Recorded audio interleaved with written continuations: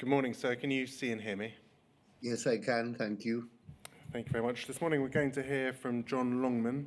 Mr. Longman has been given permission to appear remotely today for medical reasons. Yeah. Thank you. Good morning, Mr. Longman.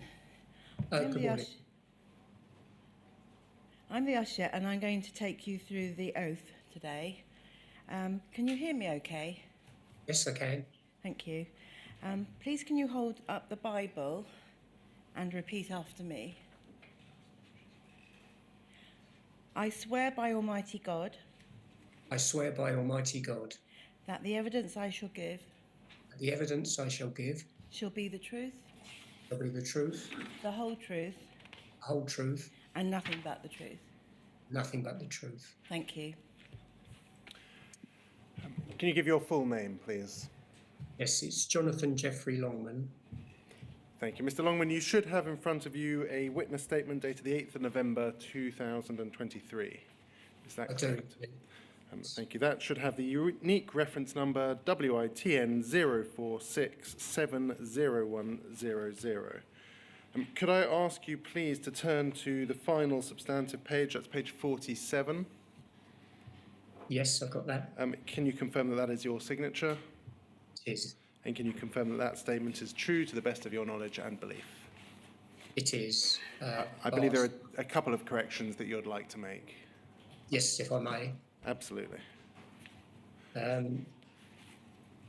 First amendment I would like to make is regarding paragraphs 53 and 54. Thank you. Could I just ask for that to be brought up on the screen? It's WITN 046700100.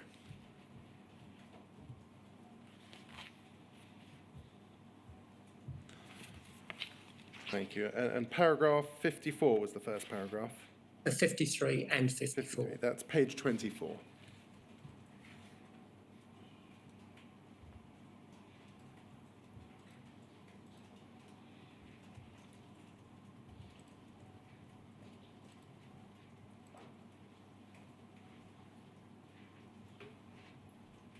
If we could scroll slightly up.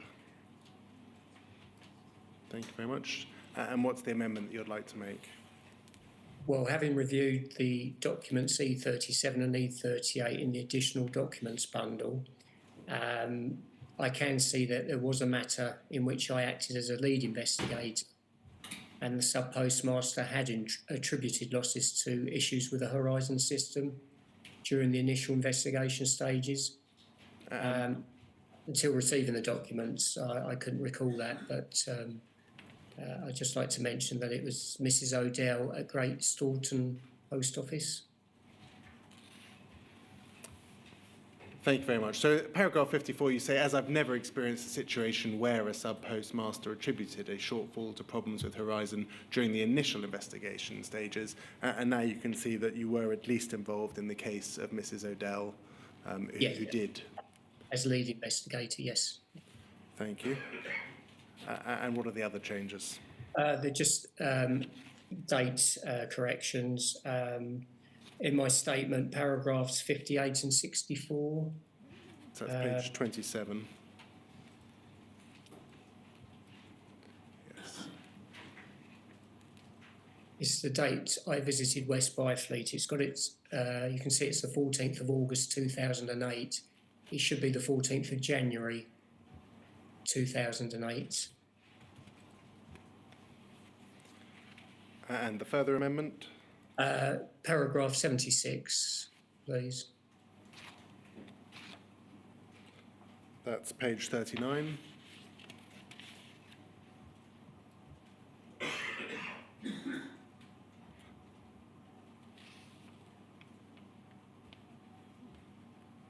I think if we scroll down, is it paragraph 76 regarding instructions to Mr. Jenkins?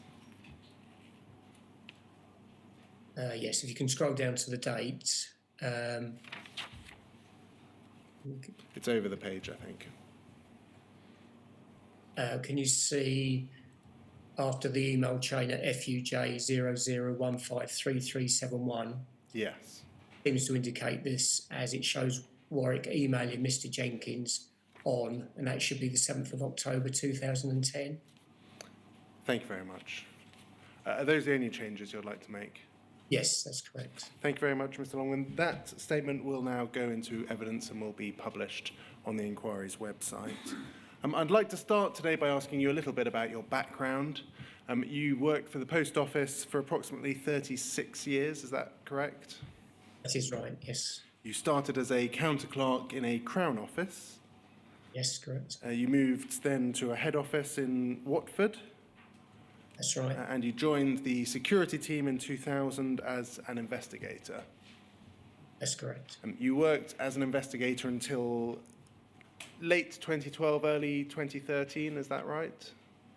I think it was late 2011 or early 2012. Thank I you. can't remember the exact date that I transferred to a different job. And the job that you transferred to was the network transformation team, and you worked there until you left in 2016. Is that correct? That's correct. Can you assist us with why you left the post office? Well, there's a number of reasons. The job that I was, the job as a network transformation officer, they were looking for people to take redundancy or to leave, and just personal circumstances also prompted me to decide that was the time to leave. And yeah, they're the reasons. Thank you. We have your statement on screen. Can we just look at a few paragraphs in your statement? Can we start on page 18, please? And it's paragraphs 38 to 39. I just want to clarify a few matters in your statement. Am I right to say that it's your evidence that you didn't know what test was applied to those making prosecution and charging decisions? We see that paragraph 38.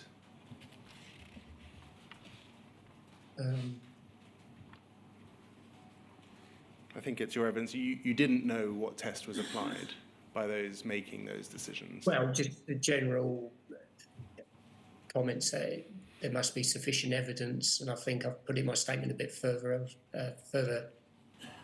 down that it should be in the public interest. They were the only two things that I...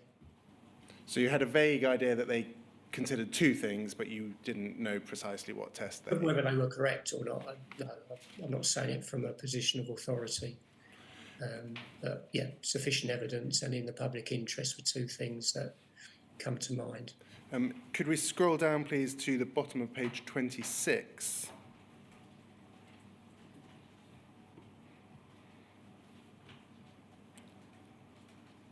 It's the bottom of paragraph 56. And we see there the very final paragraph. It's also your evidence that you weren't aware of any specific rules governing independent expert advice and can't recall if you were given advice or assisted in that regard. Is that correct? That is correct, yes. Moving to page 37, please, paragraph 71. And we'll look at this in more detail in due course, but if we scroll down to the bottom of that page, in the middle of that paragraph, it says that you would like to point out the inquiry, you didn't realise at the time, this is in relation to Seema Misra's case, that you had the title of disclosure officer. Is that correct? That is correct. I dealt with the disclosure, but I didn't know I had that official title of disclosure officer. Could we move on to page 40, please, paragraph 77? Halfway through paragraph 77 on page 40, you say there that you are unaware of what the difference would be between an expert or a lay witness. Is that correct? At the time, yes. I seem to, as the inquiry's been running, I think I'm picking up some indication of what an expert witness is now. And finally, if we move on to page 46, please. Paragraph 97, the penultimate paragraph of your witness statement. say, paragraph 97, that at the time you didn't believe that you considered a challenge to the Horizon system in one case to be relevant to other cases. Is that correct?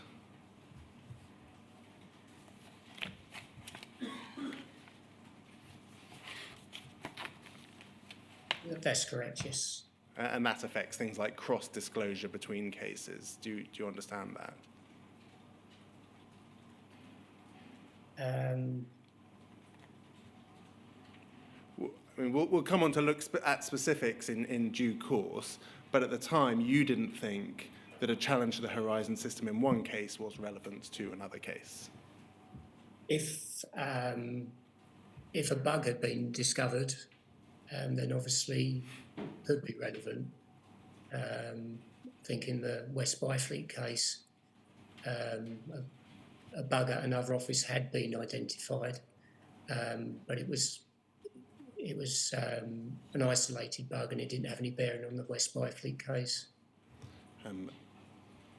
So you say here you didn't believe that you considered a challenge to the Horizon system in one case to be relevant to another case. So are you saying there that irrespective of the number of challenges to Horizon, you didn't consider that they would be relevant to a case that you were conducting? Subject to that one clarification that you just made. Yes, not unless a bug had been found. So if it was just a challenge, but a bug hadn't been discovered, then I wouldn't have thought it was relevant to another case. Can we please look at page 42 of your statement, paragraph 86?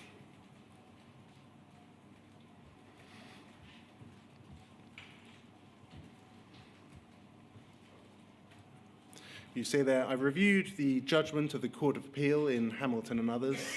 Upon reflection on this case, I do not think that I would have done anything differently. Do you think that you have properly reflected on your actions in respect of the cases that we're going to be looking at? When I say I don't think I would have done anything differently, I was talking about the initial investigation, the offender report, and up to the offender report and the charging. When it got to court, obviously there are things that I wish had been done differently. Do you think that you would have familiarised yourself a little bit better with relevant tests, relevant responsibilities that you had at the time?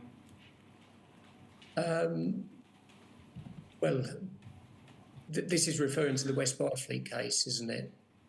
I think this is a general statement that you don't think that you would have done anything differently.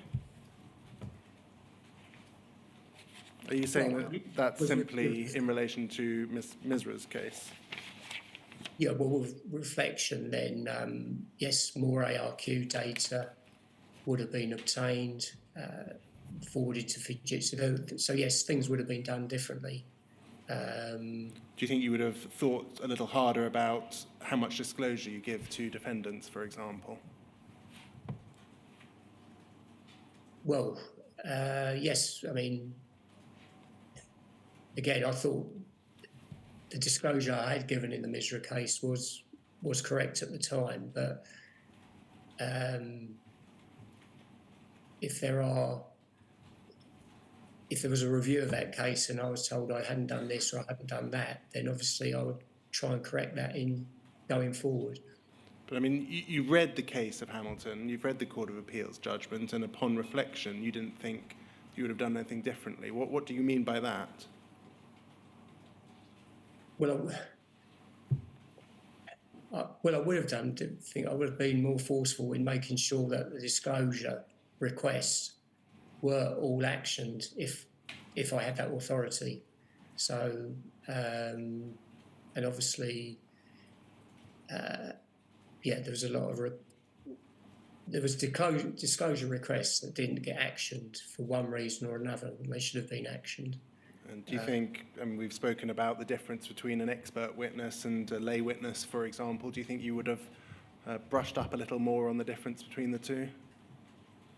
Yes, once it was brought to my attention, if I was aware that we hadn't treated a witness as an expert witness and only as a lay witness, then yes, that would have been a learning I'd have learnt from that and made sure that, you know, the next case where we needed an expert witness, it was done in the correct manner. So that sentence there in your witness statement, do you still stand by that sentence, or do you think we can scrub that one out? Well, no, I think I would have done it. The initial investigation was done properly, but after it went to trial, there was things that I would have done differently, yes. I'm going to move on to the training that you were provided with. The statement can come down, please. You say... I'm sorry to be pedantic, but I'm not entirely certain, so let me ask the direct question. Is your paragraph 86 that we've just been looking at, Mr. Longman, confined to your view of the Seema Misra case, or is it a general statement about your general approach to all the cases you were involved in? Well, I think that was reflecting on the Seema Misra case. Right. I mean, I know it's under the heading Seema Misra, so to speak. What has confused me anyway is it's in paragraph 86 is introduced with the words, I have reviewed the judgment of the Court of Appeal in Hamilton and others, all right? Now, do you mean by that the whole of the judgment, or just that part which relates to Seema Misra? I would say it's just the part that relates to Seema Misra. All right. Moving on to the topic of training, you say at paragraph 41 to 42 of your statement that you undertook a 5-week training course. Are you able to assist us? Was that training while you were working, or was that separate to your work and just focusing 5 days a week on training?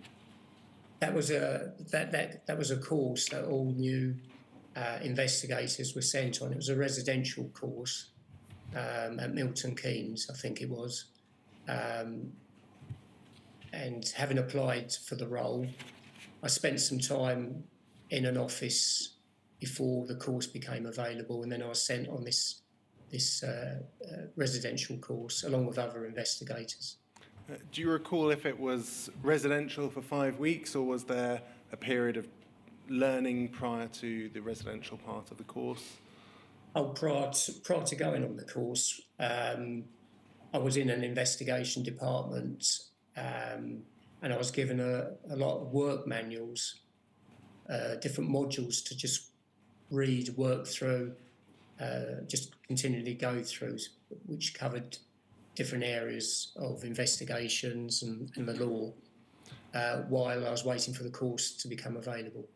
Was there any focus during that training on the Horizon system? No. You worked for 12 or 13 years in the security team. Were there any refresher courses provided to you during that period?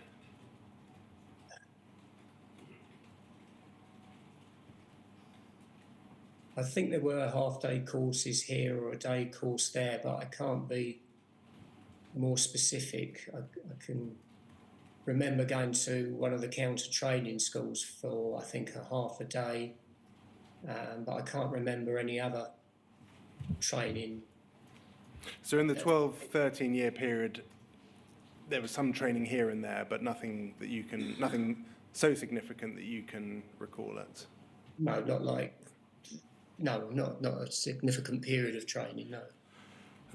Was part of your training about what the role of a disclosure officer and what that might involve?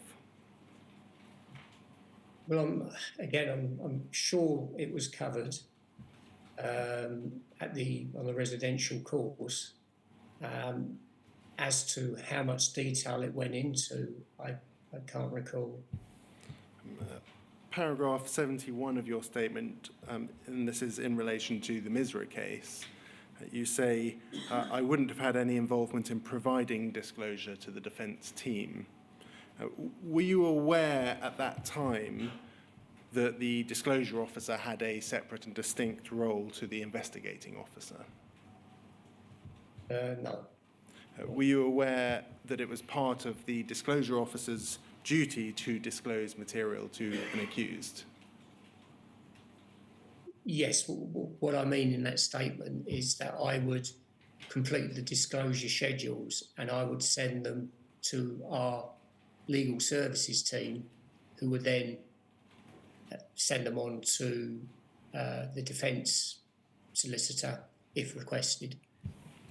What I mean by that, I wouldn't send stuff directly to the defence. It would go through. And we'll come to disclosure in due course, but were you involved in the decision-making process in terms of disclosure, or did you see your job principally as completing that schedule? Completing that schedule, listing everything that was unused or if there was any sensitive. Thank you. I'm going to move on to the topic of bugs, errors or defects in the Horizon system. I'm going to focus particularly on the Seema Misra case. And can we start by looking at FUJ 0015287, please? We're going to start on the 28th of January 2010. And if we scroll over the page, please, we have an email from yourself to Penny Thomas. Do you remember Penny Thomas? Yes, she was a contact. She was the sort of like doorway into Fujitsu. She would deal with any requests, or and she also provided ARQ data. Did you see her role as administrative or more substantial than that? Administrative. Thank you. You say there, Penny, my barrister telephoned me yesterday evening and requested that I found out any information that Fujitsu may hold in relation to an office called Calendar Square in Falkirk. Apparently, Anne Chambers, a systems specialist employed by Fujitsu, was cross-examined, and it is said that she had full knowledge of an error in the Horizon system at this post office. The subject there is West Byfleet, so this seems to be an email in the context of Ms. Misra's case. Is that correct? That's correct, yes. Were you aware that the Calendar Square bug was a bug that could cause discrepancies in Horizon? I became aware of it as the case progressed. I think it was responded to in a statement from Mr. Jenkins, but I had no knowledge about Calendar Square until it was mentioned in this particular case of West Byfleet. And were you aware, for example, that it dated back to the year 2000? I thought it was around 2005, 2006. Calendar Square. So, no, I didn't know it related back to 2000. And who did you discuss Calendar Square with? Well, moving on with the case, I think Gareth Jenkins dealt with it in a statement. But my conversations were with Penny and Penny Thomas, and it was responded to about this bug by a statement from Gareth Jenkins. Now, we see there a reference to Anne Chambers. Anne Chambers gave evidence in the Lee Castleton case in 2006. Had you heard of the Lee Castleton case by January 2010?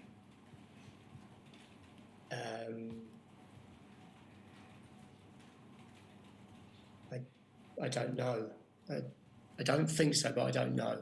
Is my answer, I'm afraid. Were you aware of any cases challenging the integrity of the Horizon system by January 2010? My colleague from the additional documentation, my colleague I worked with had a case that was going on by the name of Hosey. I think it's Hosey, and that was potentially a challenge to the Horizon system. I think there was rumours about other cases where there may be challenges to the Horizon, but no, as far as I was aware, no bugs had been identified. I think full this Calendar Square Falkirk was the first one that I was actually informed that there was a bug. If we please go on to the page 1 of this document, we can see there a reference to the Hosey case. It's an email from Penny Thomas to her colleagues, including Gareth Jenkins. And it says, Tom, Gareth, we have 2 cases running at the moment where expert witness input is required. That's Gareth. And then she refers at the bottom to Porters Avenue, and that's the Jerry Hosey case that you were just talking about. Did you have involvement in that particular case? Again, from the additional documents, yes, I was assisting, I think, at the first interview back in, forget, 2006, I think, around that time. So I sat in on an interview to assist the lead investigator. And that lead investigator was Lisa Allan? That's correct. Yes. Did you speak to Lisa Allan around this time about similar issues in your 2 cases, allegations about the Horizon system? Well, obviously, Lisa Allan knew that I had West Byfleet case, and we would have just dealt with our own cases, really. I don't think there'd have been much cross-talk about where you were with your case, so to speak. Yeah, from this email, you can see that expert witness was probably going to be needed for Porters Avenue, but you tended just to kind of focus on your own case, and you wouldn't really have time or get into too much detail with discussing other cases with other investigators. Can we please look at poll 00167-138, please? Around the similar time, a few days later, if we could scroll down to the bottom, please. We see there 1st of February, and that is an email that's sent to yourself, I think from Dave Posnett, the fraud risk manager. Was he your manager, or? He was my line manager at some stage before moving on to. He had other roles within investigation department. If we scroll down here, we can see that at this time, 1st of February 2010, he was something called the fraud risk manager. Right. Would that have been your line manager? No.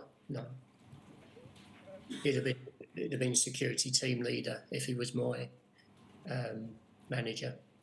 That's the title they had when. He says in this email, if we could scroll up slightly, we can see the title of the email is another article from The Grocer, re Horizon. I believe The Grocer is a magazine, a trade journal. He says, this ties in with previous correspondence I've submitted in that defence teams can and do challenge Horizon in prosecution cases.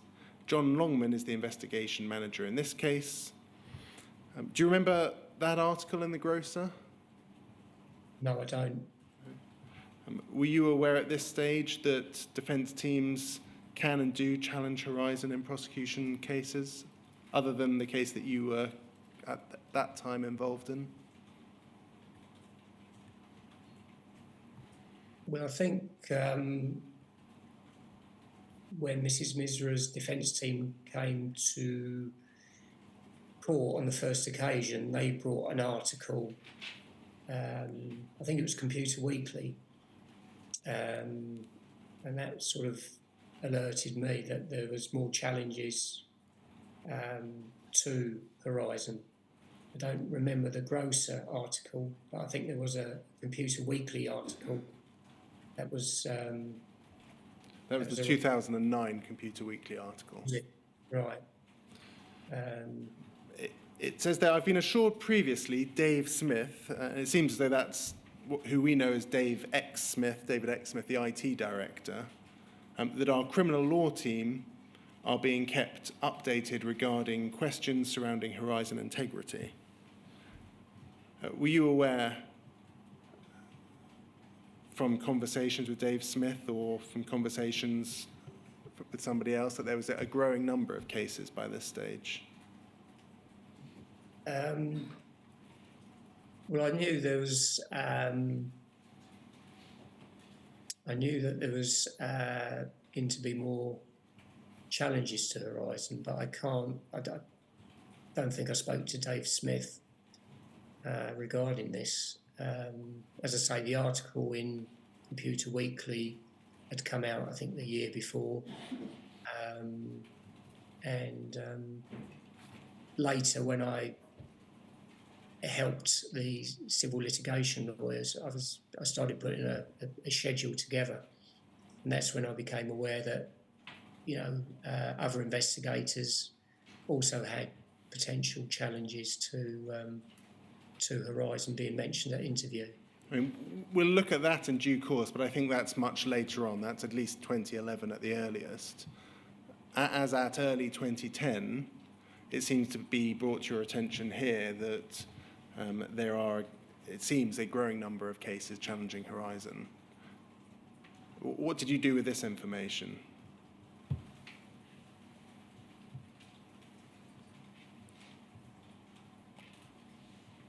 Can't recall. I mean, if we scroll up, please, we can see you sent it to counsel in the Seema Misra case, prosecution counsel, and also Jon L. Singh.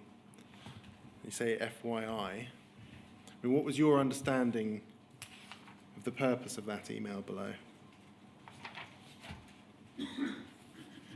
Well, if I did receive the article, which I did, then I thought that the barrister and solicitors should be just made aware of it, to see whether there should be whether it should be disclosed, or what advice, you know, should be fed back to me regarding it. At this stage, do you have any concerns about a growing number of cases challenging Horizon? No, I you know, we were always told Horizon was robust and suited for purpose, so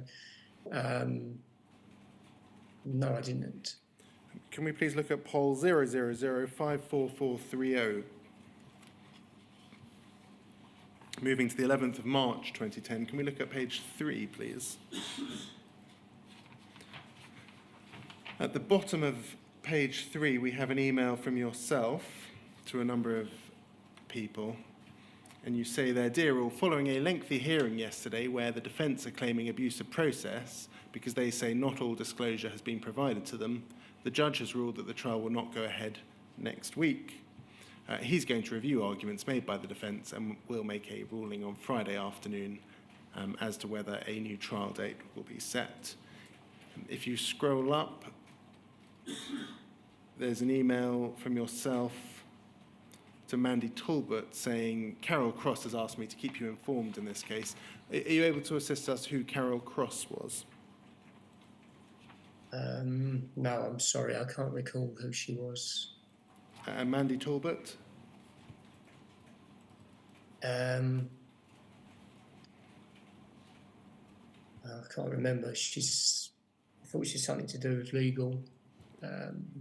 Yes, I mean, if we scroll up, we can see her sign off. She's been a witness in this inquiry. If we scroll up, we can see that a member of the dispute resolution team. I'm going to read the email that she sends to you in response. Can we please just scroll up slightly? She says, "John, thank you for the update. I presume that Rob G. Wilson and Jon L. Singh have also been notified. Do you or they have an opinion on the inference which will be drawn if the charge of theft is in effect is withdrawn because of the alleged failure in disclosure?" Just pausing there, what do you understand, or what did you understand that to mean?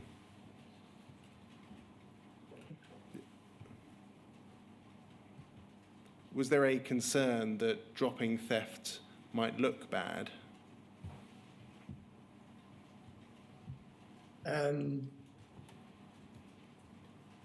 Well, in this case,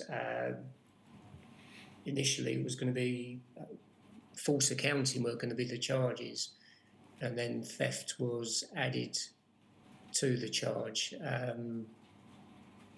I was content to go just with false accounting in this particular case.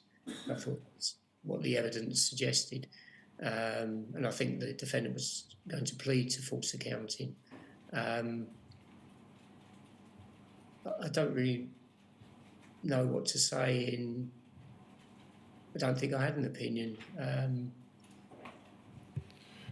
It continues, the only information which the prosecution barrister showed me was a copy of a magazine page which named a number of the usual suspects in terms of postmasters with a grievance.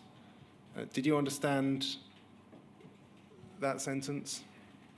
Anything?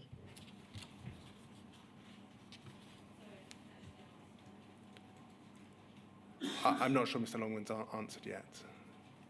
I can't remember the Grocer magazine article in detail, but well, as you say, that may be the Computer Weekly article, it may be the Grocer article, but the number of usual suspects with a grievance, were you aware who they were? no, I wasn't. Were you aware of a belief within the business that there were a number of usual suspects with a grievance? No. I contacted the chairman's office, the business and Iron Mountain to retrieve everything we had on these cases. As such, I cannot understand how a claim of failure to disclose can be sustained. Your response is above that.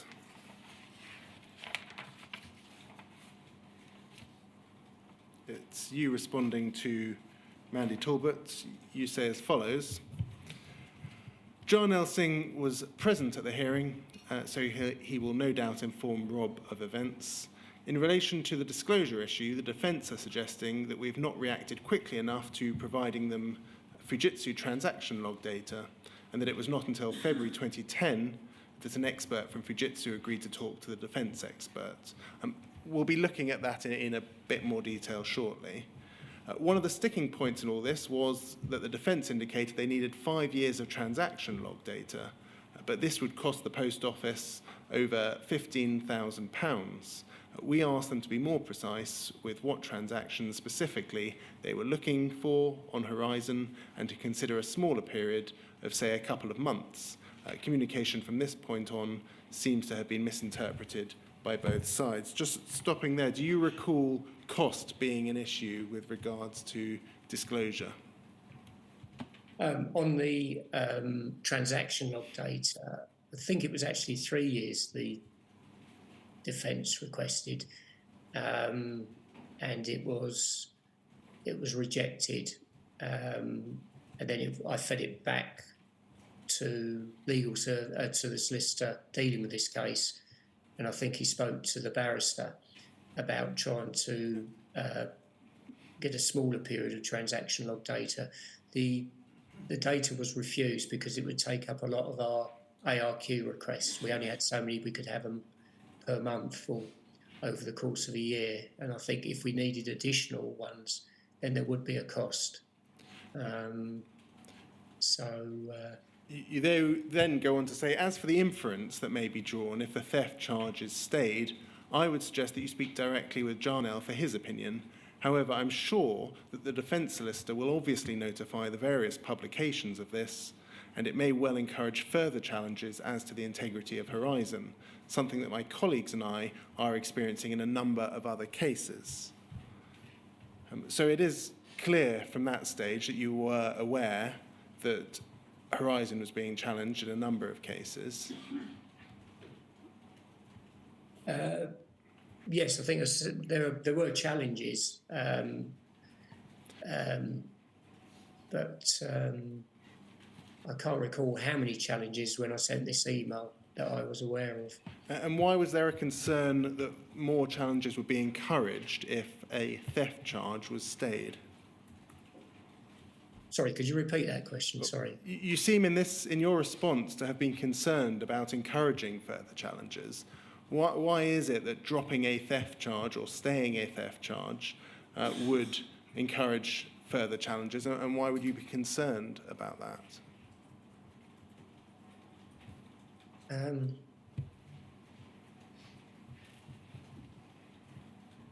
don't know if that is actually my comment or where I've got it from somewhere else, but I mean, it has your name at the bottom, and it's an email. Yes, I know. exactly that, but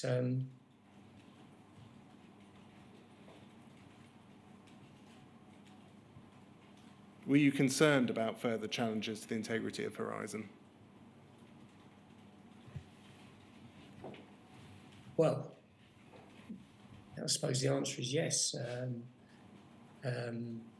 If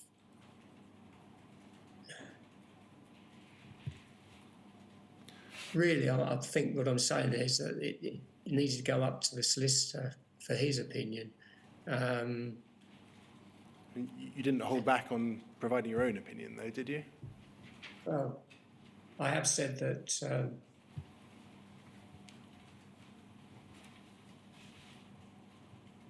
I just can't remember writing that paragraph, what my thinking was when I wrote that.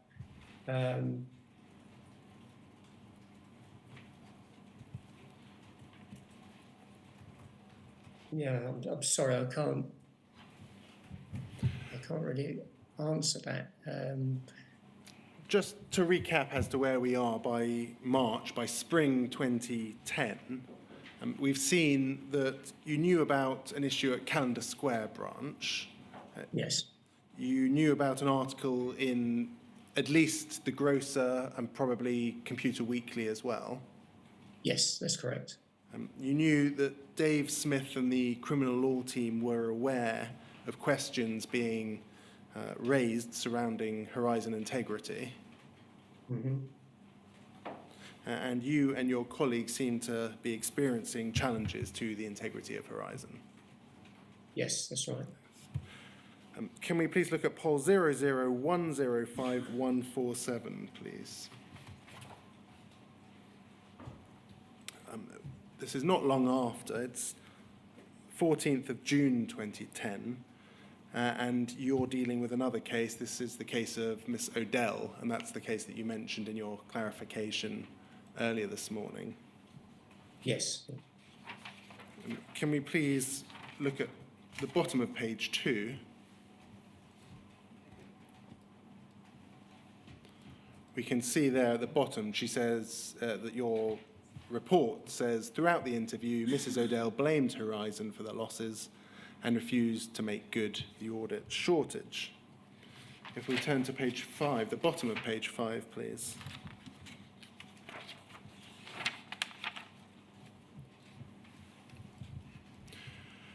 You say, in my view, there's not sufficient evidence to prove that Mrs. Odell, her son Daniel, or her husband have stolen any monies from the post office.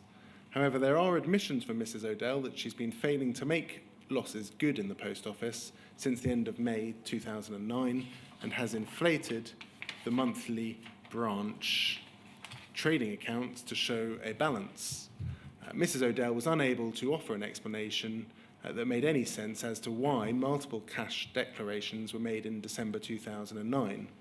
Mrs. Odell is adamant that the losses are as a result of discrepancies on Horizon, but could not suggest exactly what type of transactions have caused the errors. Mrs. Odell has contacted the Post Office helpline on a number of occasions and informed them of the accumulating losses and that she is inflating the cash on hand to cover the losses. Mrs. Odell said that she was very disappointed by the lack of assistance she received. 2 weeks before the audit was carried out, Mrs. Odell had written to her contracts manager, Sue Mudderman, and further expressed her concerns over the balancing within the post office.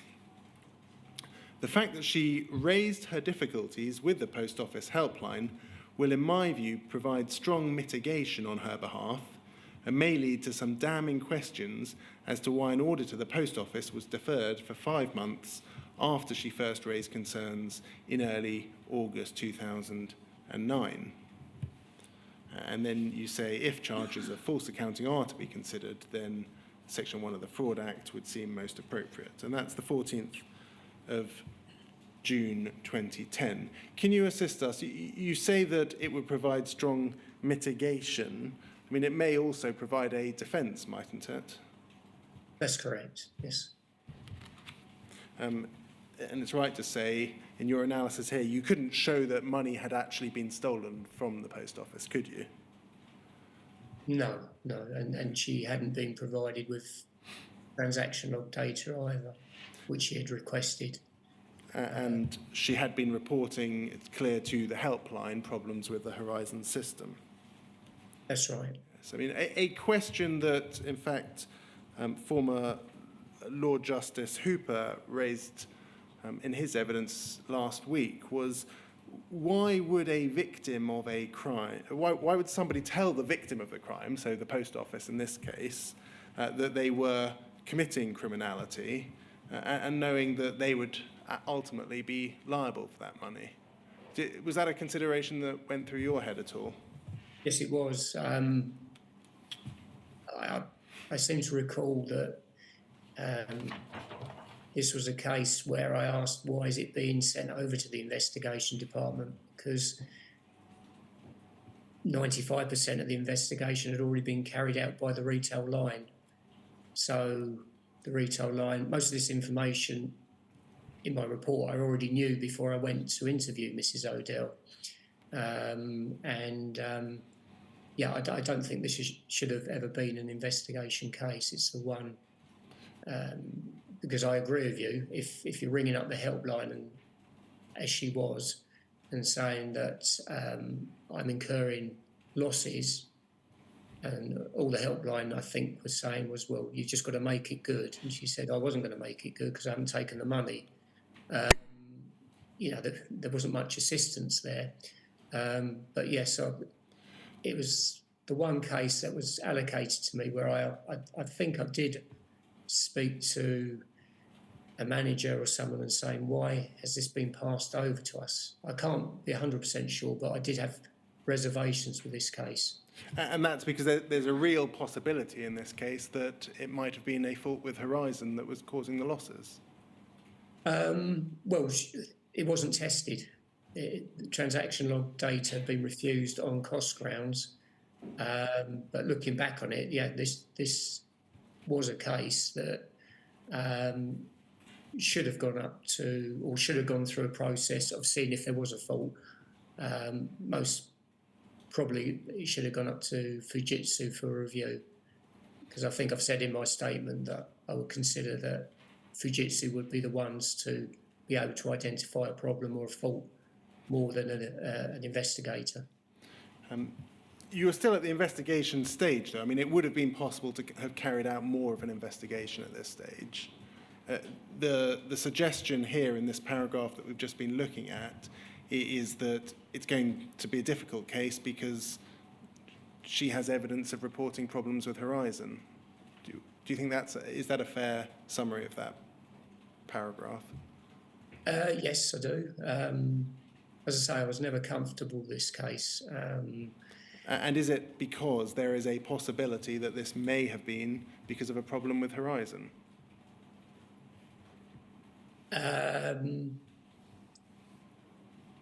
Well, we'll never know because it was never tested. But the reason that she, Mrs. Odell, raised it with the help desk on many occasions and told them what she was doing would obviously create problems, I think, going forward. And would it create problems because it is suggestive of a problem with the Horizon system? Yes, well, as I say, it should have been. This, to me, is a clear case where there's nothing else going on. It's, some of the other cases, some sub-postmasters have said, I've had losses, but they've also, other things have been going on as well. With this one, it's just out and out. It's the system. So it should have been. It should have been investigated, and it would have. Yeah, there's should have been either proven one way or another whether there were faults or bugs with the Horizon system at this office. I'll ask that question once more about what this is suggestive of. Does it suggest to you that it may have been a problem with Horizon? Yes, sorry, yes. Can we please look at poll 001435570, please? This is the same case, 6th of July 2010. This is a memo from Jarnail Singh. copy to you, and he says, having read the papers and also having spoken to yourself, the evidence gives rise to an offence of fraud/false accounting. Briefly, and he summarises the issues.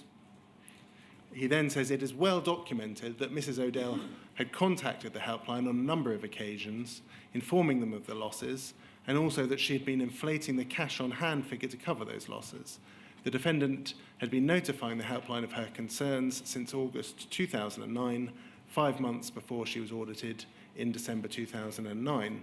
I understand that 2 weeks before the audit, she had written to her contracts manager highlighting her concerns. The circumstances of the facts will cause difficulties in prosecuting this case, and the business will come under grave criticism, which the defence will exploit, as can be seen in recent prosecution cases. Was that a concern that you shared?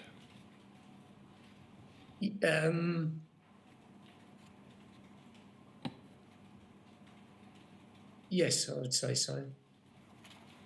If we go over the page, please.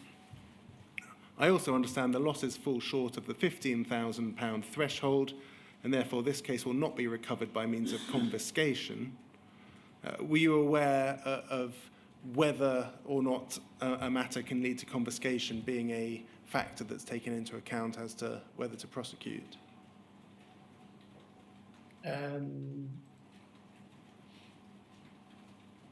Well, yes, I think it may have been that I was asked to investigate this case despite my concerns because Mrs. O'Dell wasn't paying back the money.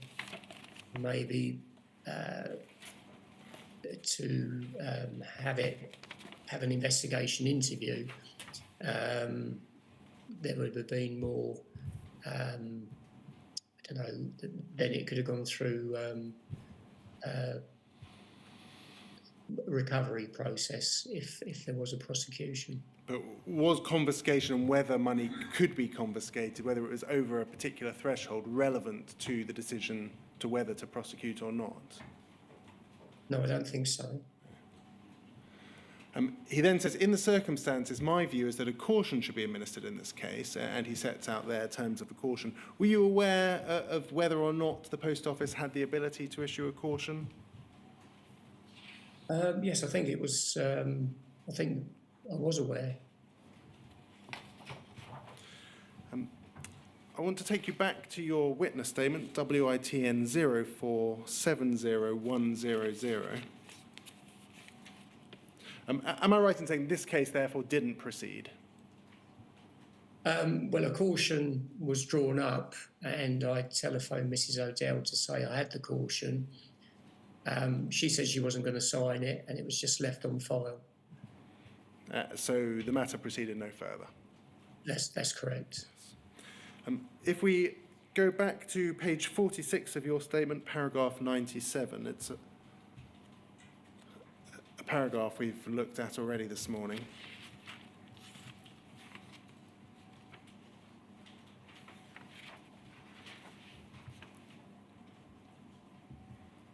Paragraph 97, page 46. If we scroll down, please. This is the paragraph where you say, at the time, I did not believe that I considered a challenge to the Horizon system in one case to be relevant to other cases. Looking back at the case that we've just been looking at, the O'Dell case, isn't that a case that would have been relevant to the case of Seema Misra? Looking back at it now, yes. It was another case where Horizon was being blamed for losses, so yes. And it's not just, I mean, you said earlier today that where there is a proven error with Horizon, that would be something that you should have disclosed. Where there was a case where that was discontinued because of a concern that there may have been a problem with Horizon, do you accept now that that is something that should have been disclosed in Seema Misra's case? Yes, my thinking at the time was only cases where a bug had been identified needed to be disclosed, but I can see what you're saying now, that yes, this should have been mentioned or presented to the defence so that obviously they could make their own inquiries or representations about this. I mean, it's a similar time period. It was you who was involved in that case. It must have been in your mind at the time, to some extent, mustn't it? Well, yes, I'd say so. It was around the time, and it should have been at least mentioned to the solicitor or the barrister in our Mrs. Misra's case. I mean, looking back at that memo from Jon L. Singh, was the concern one that the business will come under grave criticism if it were known about? Well, that wasn't my view. You know, as an investigator, you should be fair and open, and I take what you're saying. This should have been disclosed or mentioned at least, and then take advice given from our barrister as to what should happen in terms of whether it should be disclosed. And trying to think through the reason for its non-disclosure, was it simply because you didn't consider that those matters should be disclosed, or was there a wider concern for the business, as suggested by Jon L. Singh's memo? No, I would say because this hadn't been fully investigated and a bug had been identified, and that's the reason it wasn't disclosed. But it wasn't fully investigated, was it? And Well, nobody looked into whether a bug did or didn't exist. Again, cost came into it, the transactional data, and Can you see a problem, though, in where you don't continue with a case because there may be a bug, but you don't look into that bug, and therefore you don't consider it to be a case that merits disclosing because you haven't identified that bug? yes, I understand what you're saying, and with hindsight, that was a case that, as I said earlier, should have gone up to Fujitsu for an investigation. And was a tactical decision taken not to investigate it further because it might actually show a bug? No, I wouldn't say that. No, there's no deliberate attempt to not. I think the reason to not investigate it, I think it was because that the transaction log data had been refused on cost. So without transaction log data, you can't investigate for faults or bugs on the horizon. But that's my understanding. At the time, though, that you wrote that investigation report, you still could have requested transaction data. It hadn't been deleted by that time, had it? No, I just went by the fact that the cost was a prohibitive factor, and it wasn't being provided. I also think I was asking Mrs. O'Dell if there was a smaller period of time where she could identify problems during the interview, so that a smaller and less costly amount of data could be achieved or obtained. Sorry. Do you think putting that burden on a defendant to identify a smaller period, do you think that is a difficult burden to put on them? Yeah, well, yes, and I think when Horizon was mentioned at an interview, or there's been problems with the system, as an investigator, I wasn't really aware of what that meant. So I always thought, was it a certain transaction? You notice it during this week that you started having problems. So I didn't know that we're talking about the whole Horizon system as possibly having glitches or faults. I thought it could be certain transactions that they were putting through, or did it happen during a certain time period? So, and do you recognise now that that is a difficult burden to have put on defendants in criminal proceedings? Well, yes, but I'm also trying to say that I wasn't fully aware of what these faults or potential bugs with Horizon were. Can we look at FUJ 001222928, please?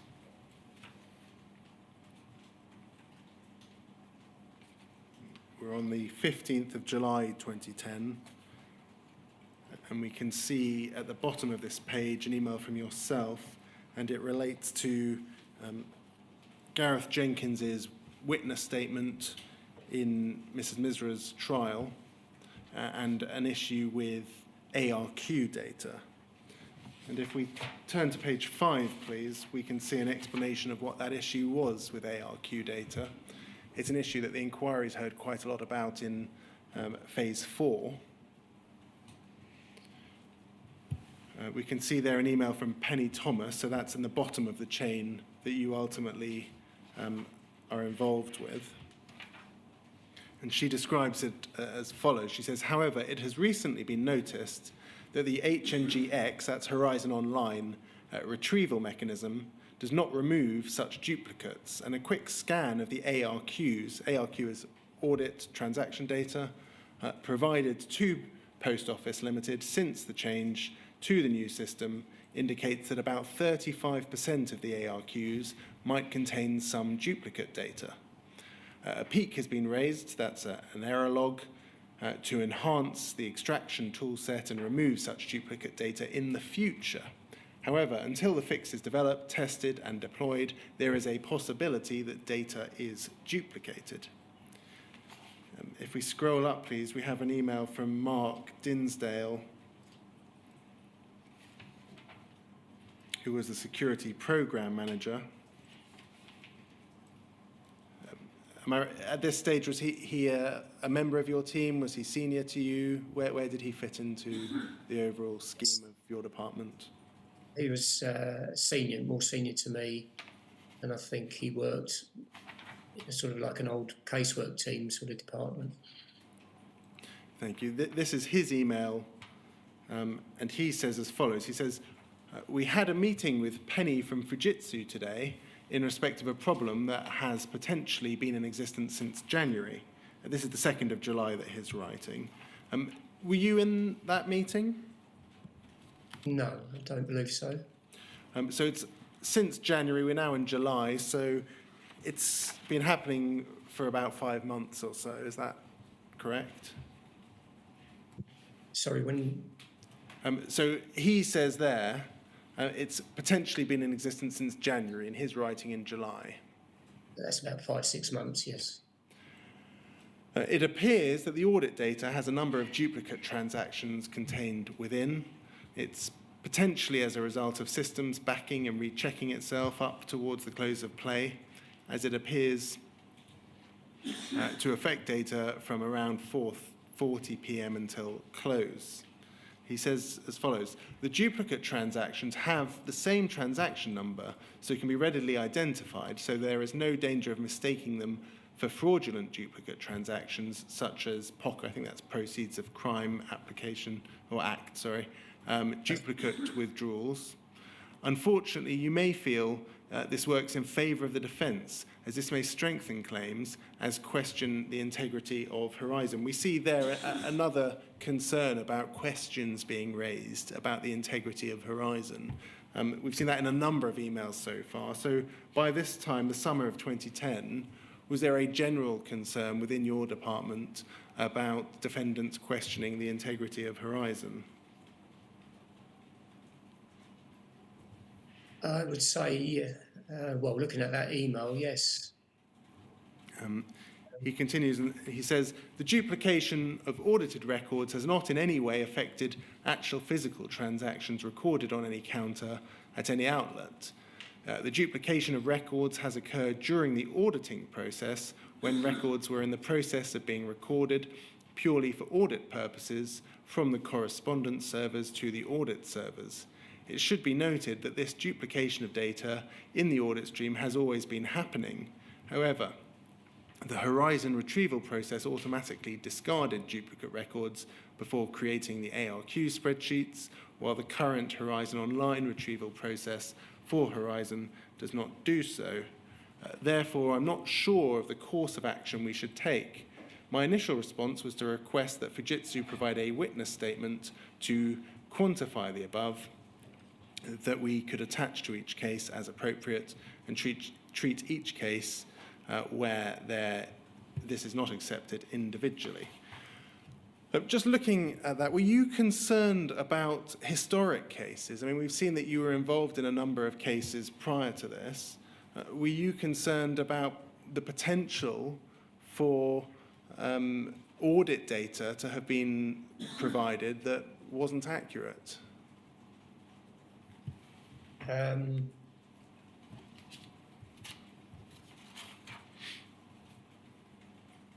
can't say that my dealing with duplicated data was sort of limited to West Byfleet, but I take your point that it maybe should have been a trigger to sort of look back at other cases to see if there was any duplicated data in those, but it wasn't undertaken, no. Can we please look at FUJ 001222929?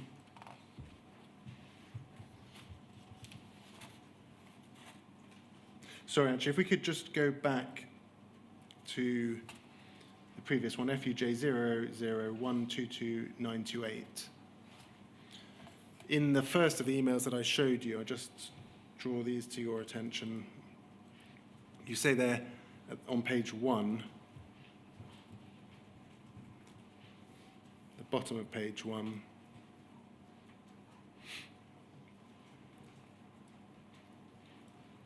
you say Gareth's statement is fine. It explains why the duplications occurred, and most importantly of all, it confirms that it had no effect on Horizon's accuracy. I've added an extra paragraph to tie it in with the trial of Seema Misra and confirm that only ARQ 447 has any duplications within the disk you produced. So it seems as though a statement's been obtained from Gareth Jenkins explaining the duplication issue in this particular case. But as you've just explained, that doesn't necessarily address what happened in previous cases or previous investigations. I think his statement initially addressed duplicate transactions generally. It was a general statement about duplicates. This additional paragraph was just to make the reader of that statement aware as to which particular ARQ had the duplications in the Seema Misra case. And if we look at FUJ 001222929, that's the witness statement. If we scroll down to the second page, I think we can see the words that you added in are in bold on that second page if we scroll down. Yes. Yes, are those the words that you added into that statement? I can't recall exactly, but because it's in bold, I would say yes. Thank you. So just pausing there and trying to identify where we're at in terms of timing. This is the summer of 2010. In addition to Calendar Square and all those other matters that I mentioned previously, by the summer of 2010, you had also been told about an error that occurred that affected auditing data. Mm-hmm. Yes.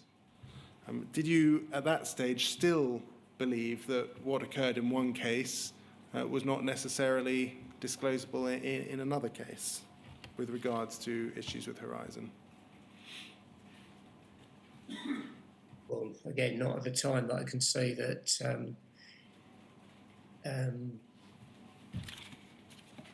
it should have been disclosed, even though this duplicated data didn't cause any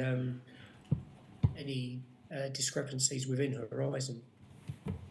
Because potentially it shows that the system itself is prone to errors.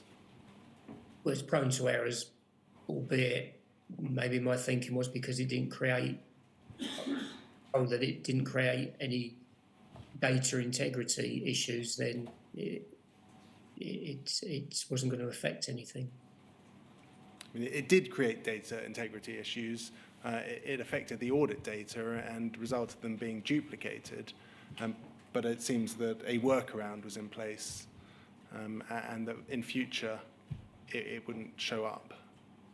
But that's right, but when there was duplicated transactions, I think the statement makes it clear that it wouldn't have affected the data, although it was a a fault, it didn't actually. It wouldn't have affected the terminal data, it would have affected only the record of the audit data.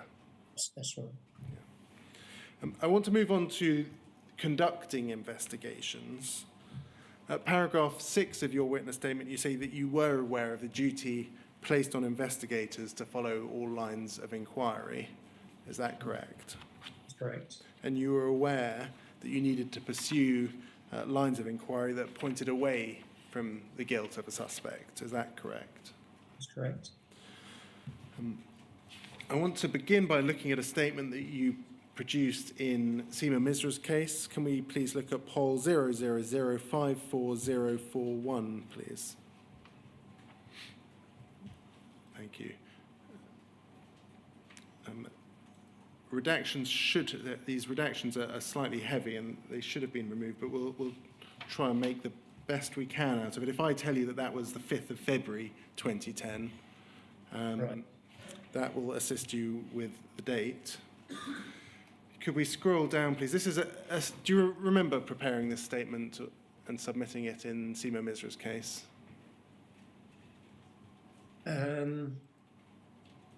This might have been in relation to the defence expert questioning what knowledge investigators had about the system, I think.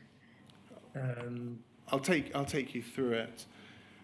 If we look at that second substantive paragraph at the final sentence, it says, I also have no IT knowledge as to the workings of the Horizon equipment or data transfer. You then, in the next paragraph, say you have minimal training on Horizon. That's correct. And then the final sentence on that page and over to the next page, it says, I have never experienced any problems with the Horizon system other than pressing the wrong icon on the screen and requiring assistance from a more experienced clerk to get me back to the correct screen. Now, I'm not suggesting that that is untruthful because you've made very clear that you don't really use the Horizon system. But what was the purpose of that sentence? Well, I was just referring to my personal experience of when I used Horizon on those very few occasions, that, you know, it was fairly straightforward to use, although on occasions when I was working on the counter, I did get into a bit of a pickle, if I can put it that way. I needed someone to come and help me get back onto the right screen. Why would you want to say in criminal proceedings that you have never experienced problems with the Horizon system? Was it in some way meant to be supportive of the reliability of the Horizon system? Well, I suppose it was just saying that when I used Horizon, albeit briefly, I never encountered a problem. If I'd used the system and I had encountered a problem, then I would have, you know, that would have been something that I would have mentioned.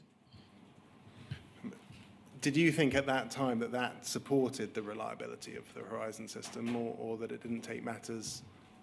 No, it's just reporting what my experience was. I wasn't trying to defend Horizon with that sentence. I'm just saying that that was my experience of Horizon when I used it, that I hadn't had any issues. If we scroll down, and this is the paragraph that I want to ask you about with regards to investigations, you say, when conducting inquiries at Post Office, if any interview with a member of staff reveals a system problem as a possible cause for the loss, then this would be followed up as a matter of course by making the necessary inquiries with our financial department at Chesterfield in the first instance. If during interview no mention is made of system failures and other reasons are given for the cause of loss, such as thefts, then I would not, as an investigator, make such inquiries. So it seems, and this is consistent with the evidence that you have given in your witness statement for this inquiry, that the burden is very much on a sub-postmaster to raise system problems, and if they didn't raise system problems, no such problems would be investigated. Is that right? Well, that is correct. If a sub-postmaster or manager or whatever at interview did not mentioned system failures, but explained other reasons for why there was a deficiency in the cash, then you would write up your report and forward it to legal services for review. I mean, What if they didn't know? What if they were experiencing shortfalls but didn't know what caused them? Well, normally there was a reason given for the shortfall. Perhaps we can look and see how this worked in practice. If we look at the interview with Jerry Hosey, that's FUJ 001231110. So that's the case that was proceeding along the same track as Seema Misra. You've already explained you weren't the investigating officer, that was Lisa Allen, but you were present at that interview. That interview took place in November 2006. If we please turn to page 10, I'm just going to read a little bit of the transcript. If we could scroll down, please. Lisa Allen says, "I believe you when you say you've been inflating your cash on hand figure to cover up for the losses, but what I don't believe is that the losses are genuine. I think you've been taking the money that belongs to Post Office Ltd. And he says, this is what you believe because you see that. That is the only thing. I have no evidence to suggest otherwise. No. What evidence can you? You say that you believe I took the money. The money has been stolen from the post office, says Lisa Allen. Why do you believe that? Well, where is it? 70-odd thousand pounds. And then there's discussion about working on a post office counter. And Mr. Hosey says, this is my first experience and I didn't take the money, but the money is lost. What can I do? And she says, well, there's only 3 people that work for the post office, isn't there? There's you, your son and your wife. I can't see how £70,000 can get lost in the system anyhow, because it's not one day. And she says, it's not one day? Yeah. Well, what evidence have you got for the £70,000 of errors with the system? You've talked about error notices and transaction corrections, but nothing in the region of £70,000. The £70,000 one has already, and he says, my dear, I told you, and if there maybe is something that you can check with your data, then please, I would ask you to do that, because I don't take the money, and my wife, my son, no one of us would take the money. Even if you see they're chasing me, the council, for this thing, and he goes on. I mean, do you accept that it wouldn't have been possible for somebody like Mr. Hosey to have said, there is a bug in Horizon, I know that there's a bug, identify a bug that you can investigate? I mean, it's pretty difficult, isn't it, for somebody who's being interviewed to raise issues with Horizon to the level that you seem to have expected? Yeah, from what you've just read, then there should have been an investigation into what he was saying to see if Horizon was at his office causing glitches or problems. I think the hardware was analysed, but again, I agree that there should have been some investigation into whether what he was saying about the Horizon system had any merit. But is that sufficient for your purposes to trigger your investigation into the Horizon system? I mean, what are you going to be looking for there? Well, again, you'd be looking at, if it was me, I'd be asking, can you remember specific transactions or a time period when you think this started? But yeah, transaction data should have been obtained. But I seem to recall that the computer system was analysed at this branch, but not being my case, I'm not 100% sure. There were some checks carried out, but let's look at one more, which is the interview with Dawn O'Connell, and that's at UKGI 000150099. I can take this one quite briefly. You are again are not the main interviewing officer, but you are present and do ask some questions in interview. If we scroll down, Ms. Allen says, this morning the investigation team received a call to say there was going to be an audit shortage at West End Post Office. The auditors have gone to the office and you have spoken to the auditor and said it's going to be about 40,000 odd short. If we go over the page, please. Ms. O'Connell says as follows. She says, I believe there to be a loss of around £40,000 in the office. It seems to have been building up over a period of several months. It appears to be in main safe, which is stock, to make the stock unit balance. I declare cash that wasn't there. How this is accumulated, I do not know. I've tried to search the units before, but haven't been able to find where the loss could be. I do feel that none of the staff have been involved in the loss. And then if we go over the page, page 3, she's asked, what can you tell me about that? And she says, I really can't tell you anything about that. It seems to start sometime last year, in the middle of the year, about July or something. So just pausing there, I mean, we seem to have a number of interviews where those who are being accused of having stolen from Horizon aren't able to pinpoint exact transactions, exact periods. They know that significant periods of time have passed and losses have developed over that period. Reflecting on that, do you think that it was unrealistic to expect them to provide you with more specificity about when these losses were incurred or alleged losses?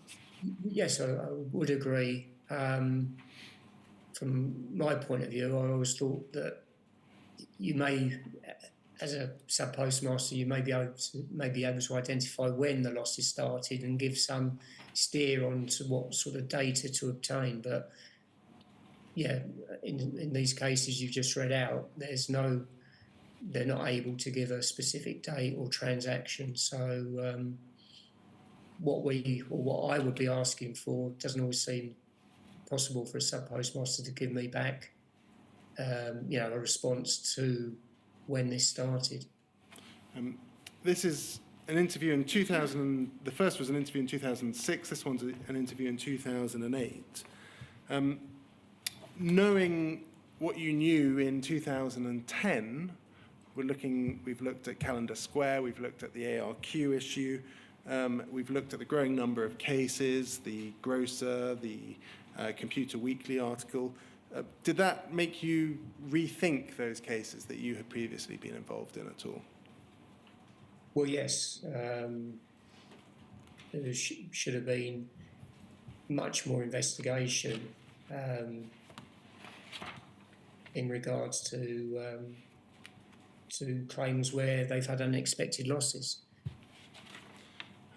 And going back to where we started today about the part of your witness statement that said that you wouldn't have done anything differently, I know it's been your evidence that related to the Seema Misra case only. Looking back at these cases and knowing what you know now, would you have approached them differently? Yes, I think I would have applied for transactional data, and really I think we probably needed a process in place so that it was a consistent approach by all investigators, so that if you came up across examples like you've just put up, there was a process to follow. Whether Horizon could cope with all these extra inquiries, I don't know, but that's by the by. That's for, there should have been a process and a protocol maybe in place earlier for dealing with unexplained losses. So that might be a convenient moment for us to take our mid-morning break. Now? Could we please come back at 11:45? Yeah, certainly. Thank you very much.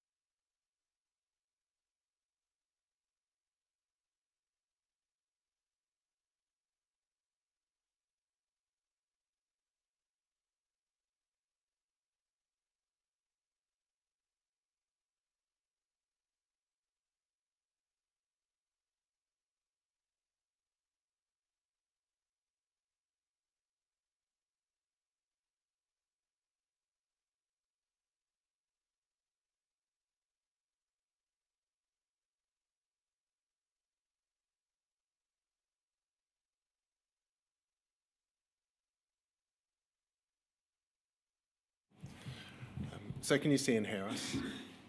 Yes, thank you. Thank you very much.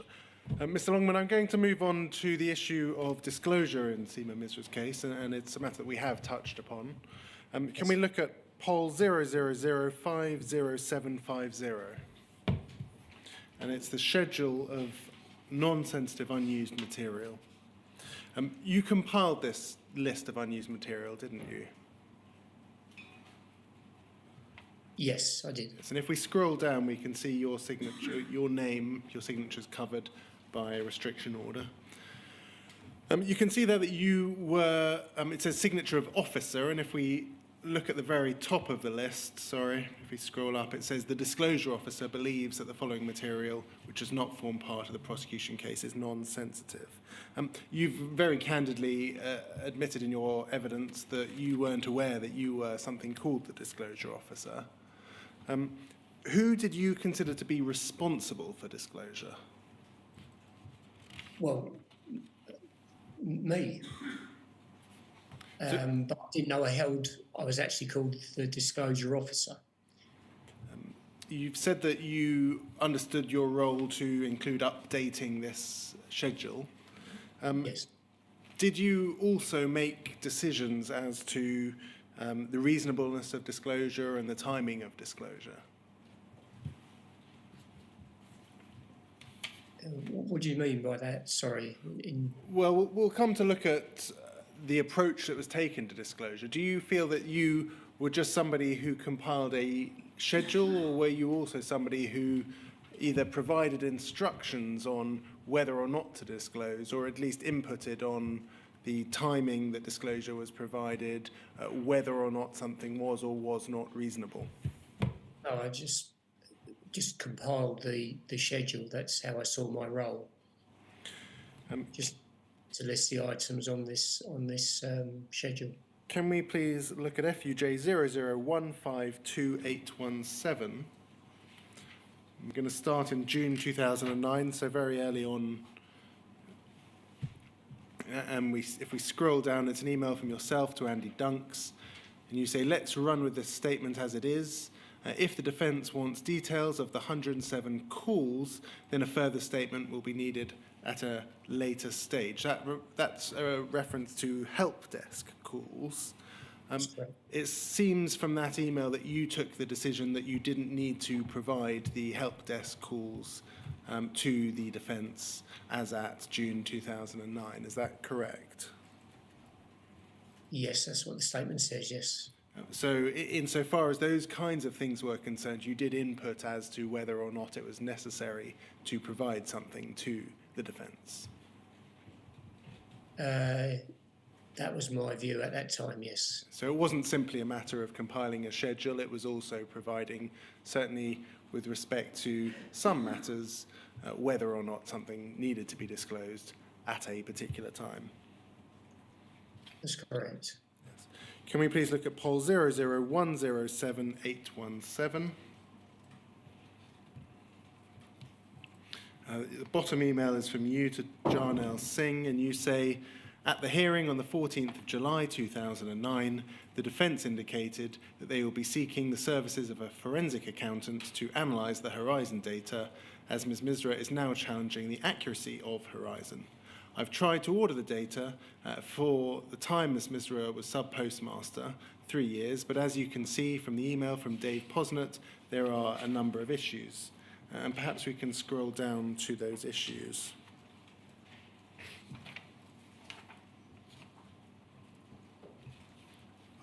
He has said to you as follows. Due to the size of the ARQ request, I cannot authorise Fujitsu to proceed at this stage. This equates to approximately 31 ARQs, 1 per month of data. We have an annual allowance of 670 ARQs, so the defence request represents quite a chunk of our quota. Also, we can only request 60 ARQs per month, so this defence request could be detrimental to other prosecution requests. Just pausing there, did you think that that was an appropriate consideration to take into account when deciding whether something should or shouldn't be disclosed to a defendant?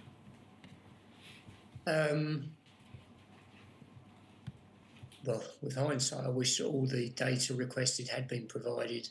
But at the time when I put the application in, I knew it was going to take up a lot of our requests. So I probably wasn't surprised that it was turned down in the first instance. He says, we have a contract with Fujitsu to acquire ARQs for our prosecution cases, and we pay for these. We do assist where we can and where requests are reasonable in terms of our quota, e.g. police, other parts of the business, small defence requests. So it seems to distinguish between where requests are needed for the police and where requests are requested by the defence. He says, for lumpy defence requests, we can obtain a quote from Fujitsu for the work, which will then sit outside our quota.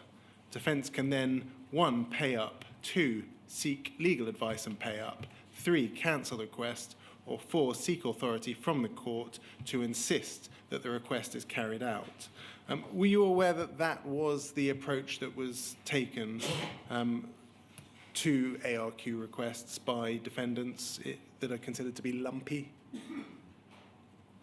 Well, all the ARQs that I'd got previously were for smaller periods. This is, I think, probably the first ARQ for, a wider period, a longer period. So this was probably my first. I can't say this was the first time that I'd had an ARQ request turned down. I'm pretty sure that it may have been my only ARQ request that had been turned down, but I'm not positive on that. But it was because it was such a long period that was requested.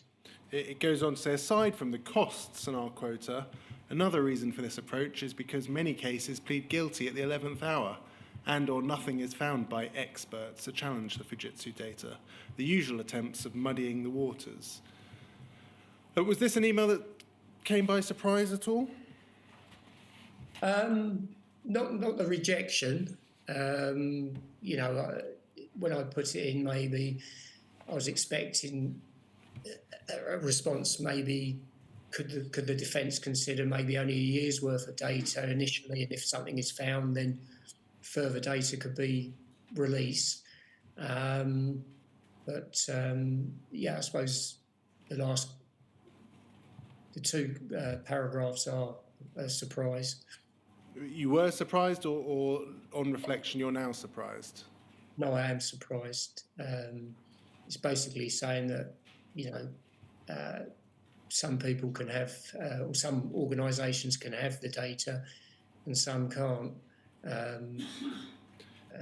Sorry, that's the second paragraph, isn't it? It's saying police would get the data, other parts of the business and small defence requests would get the data, but large defences wouldn't get the data. So that's clearly not really right. Did you take it up with Mr. Posnett at all? I did. I referred this to Mr. Singh, that the request had been refused. Did you have a discussion with Mr. Posnett where you took issue with his approach? No, I just referred it to Mr. Singh. If we scroll down the page over to page 3, please, we can see that there are three requests. The second there is for transaction data, which is the ARQ data. The third is for the help desk logs, and that's a matter that we've seen earlier in that earlier email from 2009. And we'll come on to look at the approach taken to those two things, transaction data and help desk data. Can we start by looking at the help desk logs, POL 00052234. If we scroll down, please. It's headed, the subject, witness statement for West Byfleet HSH call. So it looks as though this email is about the help desk logs. And Mr. Posnett says that it's going to take around 6 weeks to obtain. Is my reading of that correct?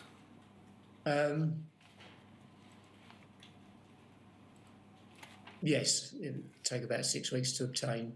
And these were the help desk logs that we saw in that email. You didn't consider it necessary to obtain back in June of 2009.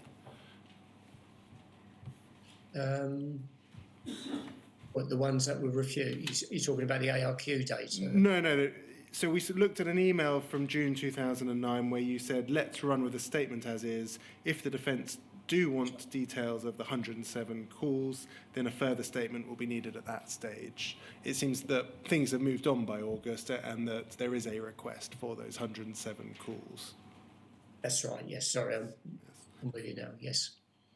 So it's taken 6 weeks to get that data. And if we scroll up, you tell Phil Taylor that it's about 6 weeks for that data. So a witness statement by this stage had already been submitted, which suggested that the number of calls wasn't actually particularly high. Do you recall that? I think it was 3 to 4 per month was not seen as high. Yeah, a review had been undertaken, I think, of that data, and the number of calls per week or per month were not deemed excessive or, alarming by Fujitsu. But it would still take 6 weeks to obtain that data or that information. To get the underlying data, the raw data for it, yes. Can we look at FUJ 00154851, please? And this is a letter is written to the defence. Dave Posnett emails you to say, John, a good letter, I like it. And if we scroll to page 4, please, we can see the letter that had been written to the defence. Thank you. If we scroll down, please, it's a letter, I think, from Jarnell Singh, it's from Phil Taylor. If we scroll down over the page, please, we can see it's signed off by Phil Taylor, Legal Executive, Criminal Law Division. If we scroll up, please. Are you able to assist us with who wrote this letter? Did you input into it? No, I don't think I did. This is from somebody who worked in the legal department, probably somebody more junior to Mr. Singh. I'm just going to read to you a few paragraphs. It says, the data will take some 6 to 8 weeks to produce. Additionally, your client made 107 calls to the Horizon Help Desk during her period of tenure, which equates to roughly 2 to 3 calls per month. In order to provide the data, Fujitsu will wish to know exactly what is required and exactly what period. Please could you also advise as to why you consider the data relevant? You will also already have the notice of additional evidence from Andrew Dunks of Fujitsu dealing with the calls to the help desk. The retrieval of data by Fujitsu is not a free service. It is very expensive and depends on the amount of data which has to be retrieved, which is why you are requested to be very precise. At that stage, a firm quotation can be obtained and counsel will be asked to give further advice as to disclosure and payment for this service. The Post Office will not underwrite the cost if counsel considers the data irrelevant. You will, of course, be aware that the same system operates throughout the country and was not particular to your client's sub-post office. I've set out the matter above quite clearly because in the past many thousands of pounds have been spent on obtaining this type of data, subsequent to which a late plea of guilty is tendered, which means that the exercise has been a complete waste of time and money. Now, that letter is clearly an attempt to dissuade the defendant from seeking the underlying data. Do you agree with that? Well, I agree with that, and I'd like to say that you've just read it back to me, and I didn't have any input into this. This letter was written by the individual who's obviously signed it without any input from me whatsoever. I mean, you were the disclosure officer in this case, as we've seen from the schedule. Were you concerned at all? I mean, you did receive this. You've sent it on to Dave Posnett. Were you concerned at the time about the tone and the content? Well, no, because it came from the legal department, I accepted it on face value that this was their view. If they said no, we will retrieve the data, then obviously we would have got the data straight away. But because it's come from the legal department, I didn't question them. So was your view at this stage that you didn't mind providing disclosure to Seema Misra? No, I would provide any disclosure to Seema Misra that I was asked to. You weren't reluctant in any way to provide disclosure to Seema Misra? No, not at all. I wish that everything had been provided, but when I asked when I was given a list of disclosure or asked to get this or asked to get that, if there was a barrier to getting that disclosure, then I would have to refer it to somebody else, to take advice. But your personal view was neutral on the subject, was it? No, my role would have been much easier if I'd just been able to get every disclosure item to the defence. We wouldn't have had all this to-ing and fro-ing of, and all these legal arguments about disclosure. I generally wish that all the requests that had come in from defence, I'd been able to obtain without question and provide it. So, I wasn't objecting to any disclosure being sent to Mrs. Misra, but obviously there were barriers in terms of costs or that were put up by others as to why this information should be provided. Can we please look at poll 000535527? This is an email from yourself to Phil Taylor and others, November 2009, and you say, Phil, she'll be lucky to get any of it at this stage. Is she attending at 10:30 tomorrow, West Byfleet? That appears to be showing a lack of concern in respect of disclosure, and contrary to the evidence you've just given. What do you say about that? No, I think it must be some information that's due to come from Fujitsu or some other department, and I'm just really saying that there's no way we're going to get it by the hearing tomorrow. I mean, my phrasing could have been a bit more professional at the beginning, but no, it's not. I think the trial was the 30th of November. This is the 16th of November. There must have been a request for some data. I must have been asked, when is this data coming? And I'm just replying quickly saying, at the moment, there's a hold-up and, they'll be lucky to get it at this late stage. Was there a deliberate attempt to delay disclosure until as late as possible in the day before the trial? Not on my part, no. As I said to you, all the disclosure requests that I received, I tried to action and get the data. The transactional data, I think there was some, when that was refused, the 3 years worth of data, it did take a long time for to come back with what data was acceptable. But that wasn't my doing. I just referred it,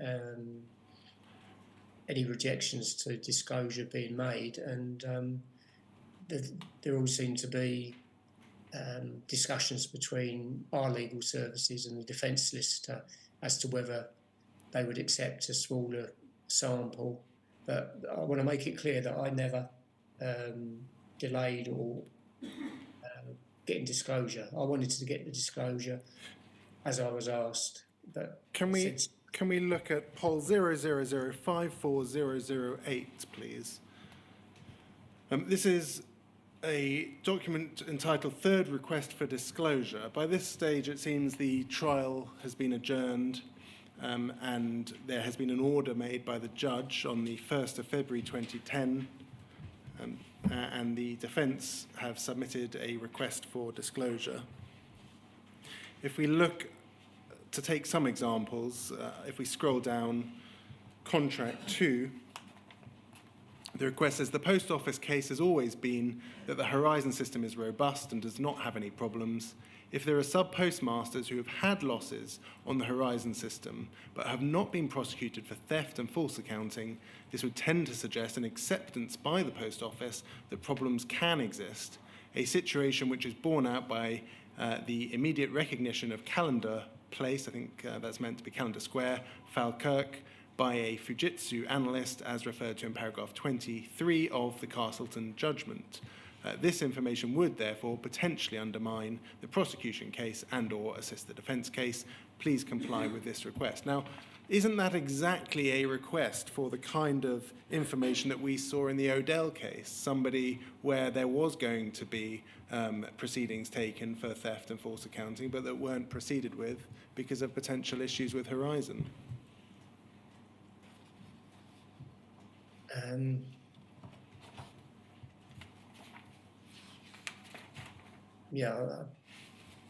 Sorry, can you just, this advice has come from? This is a request from the defence in the Misra case. They're seeking information. That request for information seems to be very much a request of the kind of knowledge that you had in relation to the Odell case. Right. And this advice would have been sent to? Well, it's a request for disclosure. You were the disclosure officer. Did you see this request for disclosure? If we scroll up, you can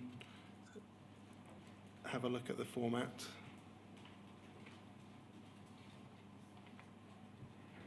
I don't know if I received it in this format or whether it was sent to the legal department and then a memo sent regarding this.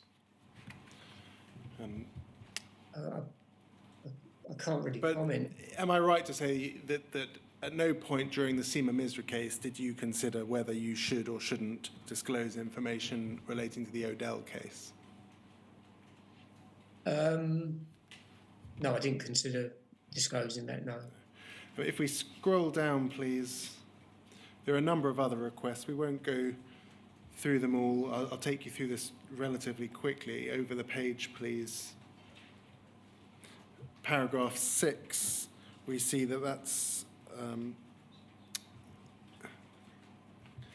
6A, still requesting the help desk logs. If we scroll down to 7, please, there's a reference there to EPOS transactions that can get lost. That's something that the inquiry's heard quite a lot about in phase 2. Right. If we scroll down, please, to 8, that's just a repeat of the request regarding information about other cases. Paragraphs 9 and paragraphs 10, there's a request for a witness statement, and that's one that we've seen, your witness statement that we see later. And then at 10, we repeat the second half of this request.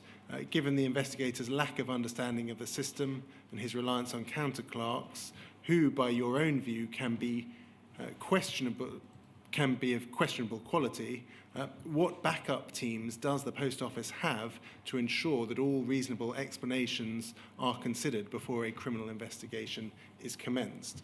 What they seem to be questioning there is, given your own evidence that you weren't very familiar with the Horizon system, how can it be that the Post Office ensures that all reasonable explanations are considered?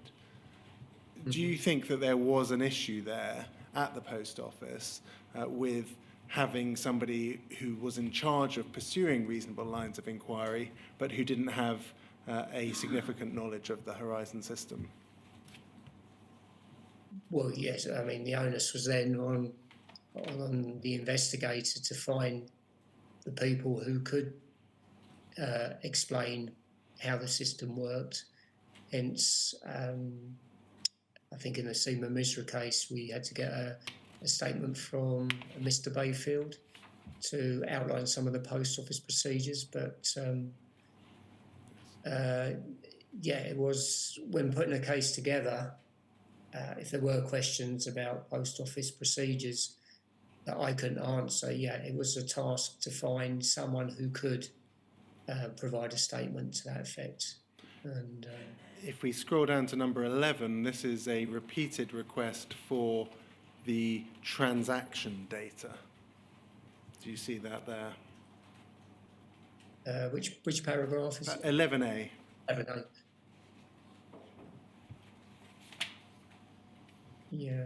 Was this not responded to by legal services and some of it rejected or Absolutely, we will come to that. But the question really for you is, and we're now in 2010, February 2010, the impression that you get from these documents might be that Seema Misra really needed to fight for disclosure, particularly in relation to those logs, the help desk logs and the transaction logs. Is that something you agree with or disagree with? I'd have to agree with, yes, no. And can you assist us with why that might be? Well, some of it was costs, for the transaction log data. As for the rest, why it wasn't provided, that wasn't my decision. You know, if this request had gone through to legal services and then it said, please obtain all this as soon as possible, and I'd received that, then I would have got all this data together. Again, if I came up against any other department not providing the data within the Post Office, I'd have had to refer it back for advice. But what I'm trying to say is, if I was asked to get this data, I'd have made every effort to get this data. But is there no point at which you think, well, I'm the disclosure officer, I'm the investigator as well, I think that it's only fair to obtain this data irrespective of cost? I agree, cost shouldn't have come into it. Can we please look at poll 000293969, please, page 3.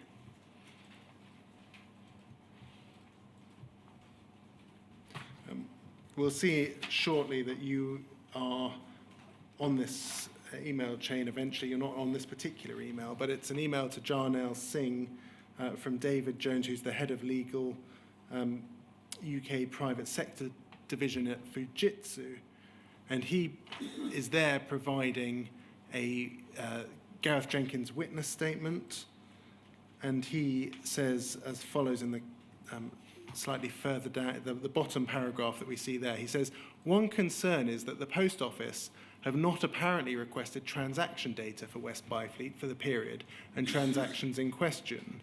This would normally be provided in previous cases and would include Fujitsu extracting log files from the system to enable us to provide details of transactions.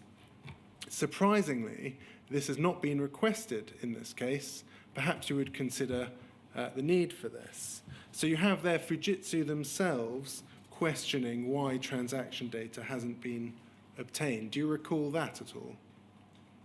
Well, I do. I mean, so what was the date of this email? So if we scroll up, we can see 5th of February 2010, so quite late on, really. We've looked at emails from 2009. We see November 2009, there was meant to be a trial. The trial was postponed. We then have the defence request for disclosure. And you have there in February 2010, Fujitsu raising a concern that transaction data hadn't been obtained. Well, I think in August 08 or was it 09 that the initial transaction log data for 3 years was requested. I fully accept that transaction log data should have been provided to both experts for analysis, but the data was refused. The 3 years amount of data was refused, and it went back to legal services, and then for some reason it's taken a ridiculously long period of time before I don't know how the agreement was made that only a year's data would be given. But data should have been provided, and I can't explain why it took so long to just finally supply a year's amount of data. That had been referred to legal services, so I can't tell you why it took that amount of time. If we could scroll up, this chain addresses a number of other issues, requests for disclosure or requests for explanations. If we go to page 1, and we see at page 1 an email from Warwick Tatford to Jon L. Singh, and he says, "Dear Jon L., Jon Longman sets out in his email below the extra matters that I asked Mr. Jenkins to look at, and they relate to the Calendar Square issue and also whether there were any known problems with the Horizon system." He says as follows. He says, "The areas where Mr. Jenkins says for Poll to respond should be deleted from the statement. These areas will only lead to a flood of further disclosure requests, and I'm afraid that Poll will never respond." And he says, well, are you able to assist us with that? I mean, how did you understand Mr. Tatford's approach to disclosure to be? Were you content with the advice that he gave in respect of disclosure? Are you referring to that second paragraph? Or? The second paragraph and also your general reflections. Well, my understanding of the second paragraph is that Mr. Jenkins did do a draft statement, and on certain points he said that it was for Poll to respond, and we did find somebody within Poll to respond and provide a statement. But the reference there to a flood of further disclosure requests, what was the general atmosphere by February 2010 that there were too many disclosure requests coming from Ms. Misra's team? Yes, I would say so. Again, it wasn't my view. But whose view was it, to the best of your recollection? Well, I have to say it's Mr. Tatford's if he's written that. And how about Mr. Singh? Were you aware of his views on the matter? Well, Mr. Singh would deal with. I recall that when there was a lengthy amount of disclosure requested by the defence, he made mention that we wouldn't provide it and that they'd have to do something called a Section 8 statement or Section 8 application at court. I can remember that about some of the disclosure requests, and also that we weren't obliged to supply this or that. So they're the things I can recall about disclosure by Mr. Singh. Can we please look at poll 000545557, please? This is a message from Jon L. Singh to yourself of the 6th of April 2010. If we have a look there, it looks as though it took until approximately that time to disclose the transaction logs and also the help desk logs. Yes. It says, "I understand the defence have now reviewed the disk containing," and it refers to the 430,000 transactions.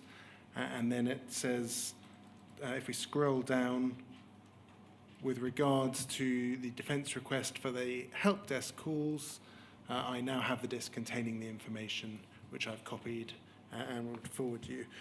I think am I right to understand your evidence that you accept that that's all rather late in the day and it simply shouldn't have taken this amount of time?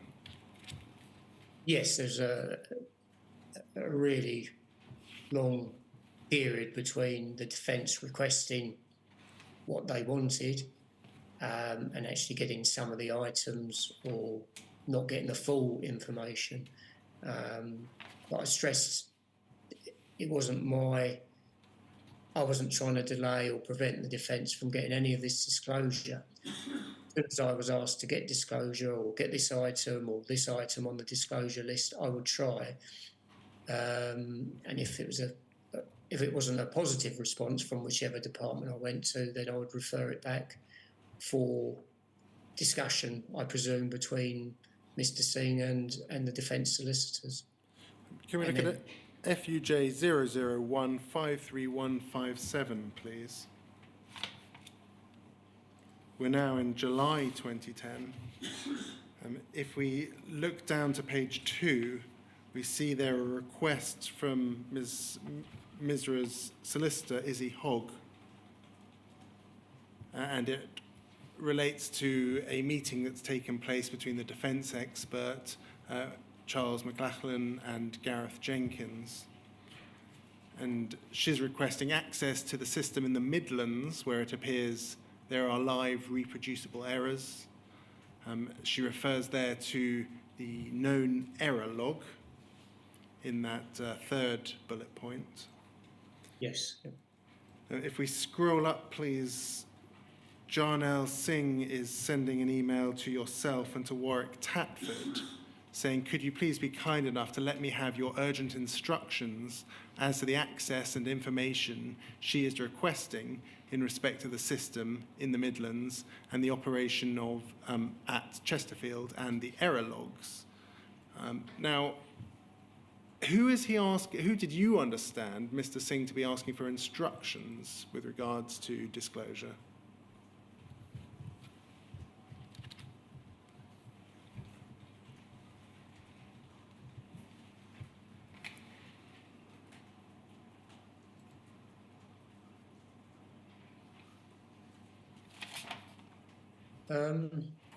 Well, I'd have thought it would have been to me to find out about the system in the Midlands and the operation at Chesterfield. I can remember dealing with those, or trying to deal with those items. Did you regard yourself as somebody who could give instructions? No. Who, in your view, would have been the appropriate person to provide instructions? Well, Mr. Singh. Sorry, Mr. Tatford.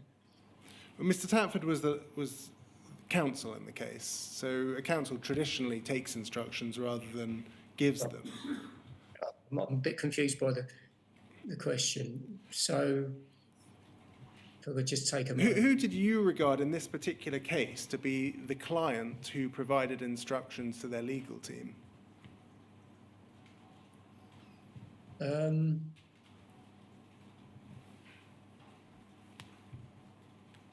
Well,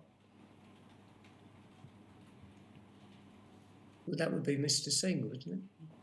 He would provide instructions to... I'm not sure. If we scroll up, you have emailed Penny Thomas asking Gareth to explain in more detail those points. And if we scroll to page 1, we see a detailed response from Penny Thomas. She refers to access to the system in the Midlands, and she says it would appear that Charles is aware of a post office which was having issues similar to those which have resulted in prosecution. Are you aware of which case that is at all? It doesn't mention it, does it? No, it just refers to a system in the Midlands.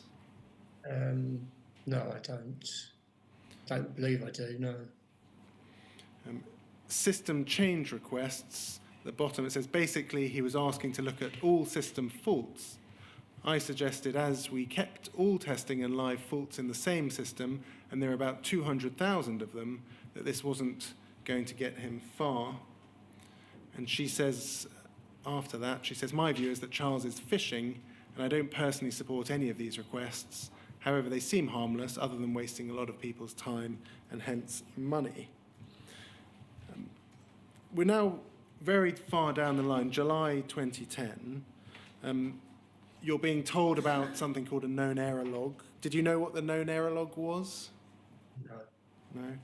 No? Post Office in the Midlands experiencing problems, 200,000 system faults.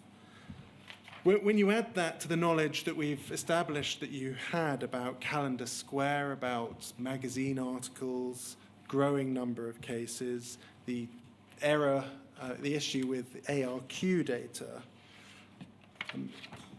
why didn't all of those together change your view as to the reliability and integrity of the Horizon system? Well, with hindsight, it should have done, but at the time, I was probably focused on only offices where an actual fault with Horizon had been identified. I'm going to move on now to expert evidence, and I'll only be relatively brief on this. Jon L. Singh has given evidence that you were Gareth Jenkins's main point of contact.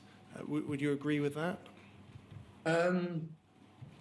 Well, I would go through Penny Thomas, or use Penny Thomas, and then she would, I'd contact Penny Thomas, say, can we have this, this, and this, and then she would probably forward it to Gareth.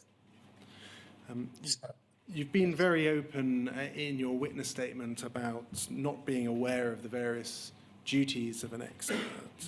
And I'd just like to ask you a little bit about your relationship with Mr. Jenkins and your level of involvement with the evidence that he gave. Can we please look at poll 001671129? So we're going back in time now to January 2010.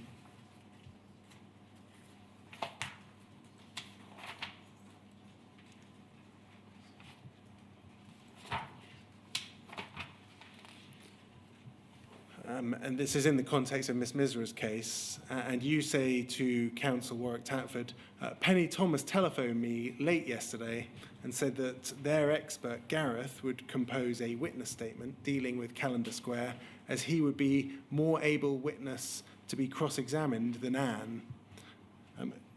Penny is unaware at the moment as to what the issue was with Calendar Square, but hopefully a statement should be with me by the end of the week.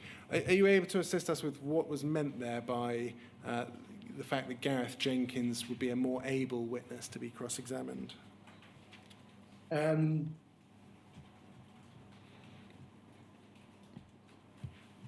think this is what I was... again, I think I recall there were some emails from Anne to Gareth asking if he could deal with it. And Gareth agreed, I think. Were you aware, for example, of any concerns that Anne Chambers had expressed after the Lee Castleton trial in January 2007 about giving evidence? I think there's a document that was served late today, yesterday, that I was asked to look at, and I think in there, Anne Chambers has said that she was approached by an investigator to give some evidence. So you've seen now that that this reflections document that the inquiry has seen, but at the time, as at January 2010, were you aware of concerns that have been expressed by Anne Chambers about giving evidence? No, I don't recall. I don't recall much about Anne Chambers. So more able to be cross-examined. What was that? What did that mean, though? Did that mean?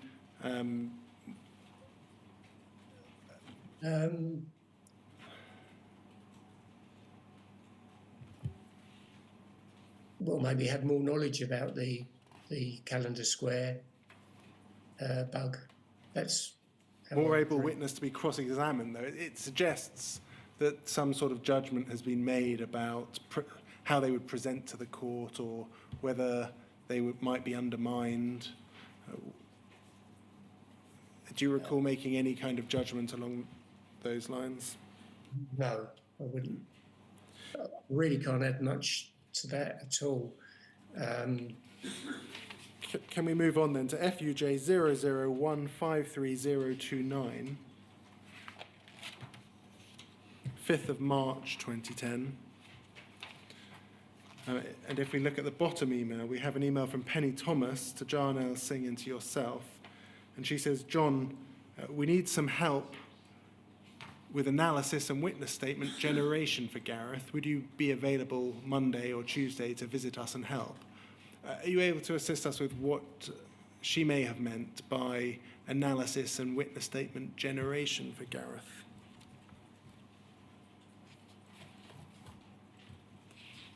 All I can recall, my intention was to go and take a witness statement from Mr. Jenkins, and I actually travelled to their Fujitsu head office with my laptop to sit down with him and to obtain a statement. But he advised me that he would write his own witness statement. So, did you help him with some analysis, though? no, I've got no knowledge in that area, or to offer any help with analysis for Mr. Jenkins. Could we please look at FUJ 001222906? This is the witness statement we looked at before, where you did insert a paragraph relating to Seema Misra's case, a Seema Misra specific paragraph. It's also the statement where he describes the issues with Horizon Online and the duplication in ARQ data. And I'd like your assistance, please, with a handwritten note that's on page 2. Is that your handwriting there? No, and I've tried to read it, but I can't. Let me tell you what I think it says, and you may be able to assist us with whether that jogs your memory about a conversation. It looks like it says, rang Jon Longman, 12 o'clock, 21st of July, and advised that contrary to paragraph 2, page 2, that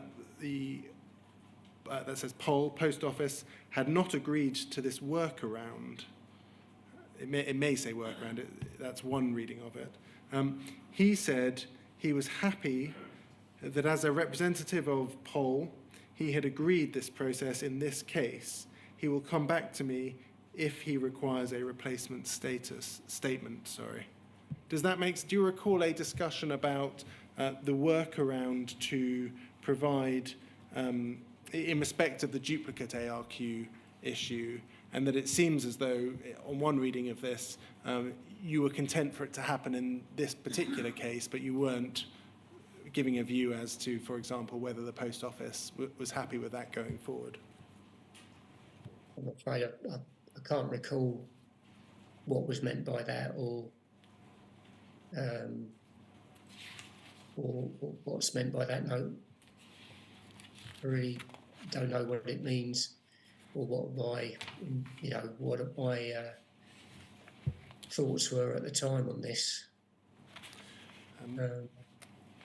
I'm sorry, I just can't offer any. That's absolutely fine.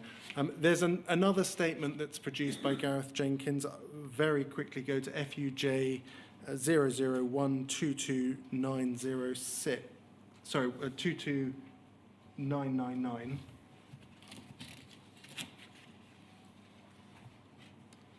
And I'm only taking this really for chronological reasons. We're now in the 6th of October 2010.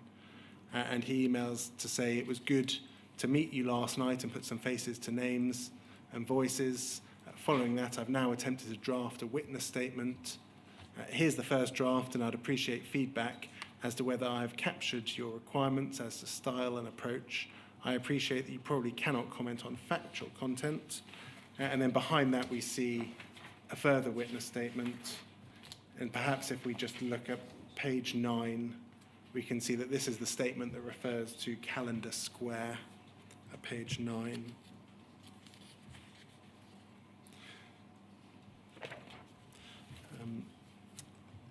And in respect of whether you assisted Mr. Jenkins with some analysis, can we please look at FUJ 001-54934, please?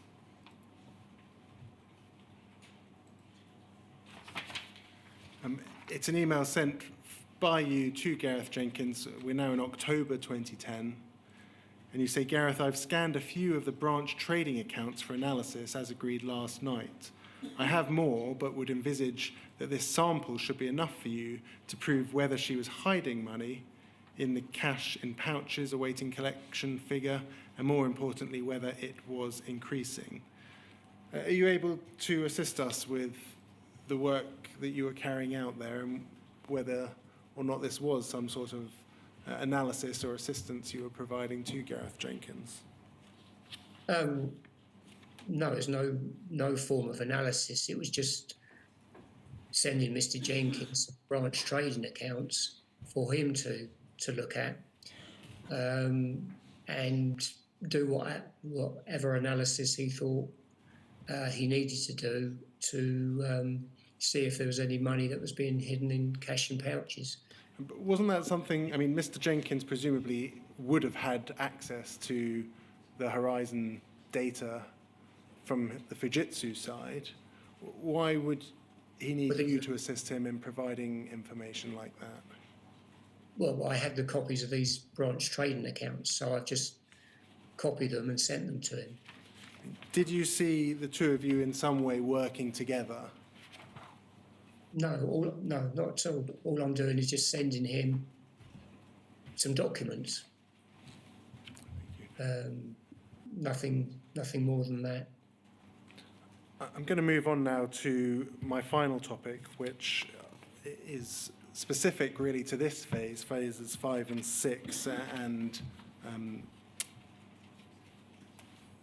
growing concerns about Horizon within the business. Can we start by looking at poll 00175972?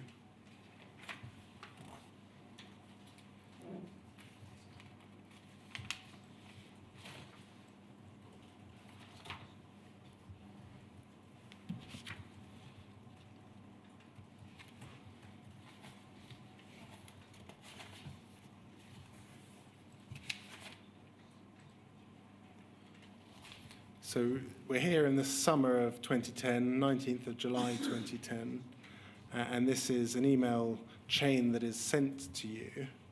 But I want to start at the bottom of the chain, so over the page, please. There's an email from somebody called Andrew Daly, Security Program Manager. Was he part of your team? Yes, he was.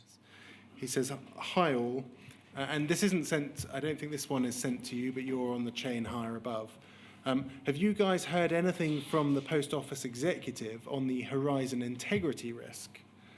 The investigators are concerned that if we lose a case based on the Horizon integrity, we'll be in a world of trouble. They've also been getting queries from solicitors during case briefings, so this is still very much in the spotlight and not going away. Now, this is during the time that we've seen quite a lot of the correspondence relating to Seema Misra's case.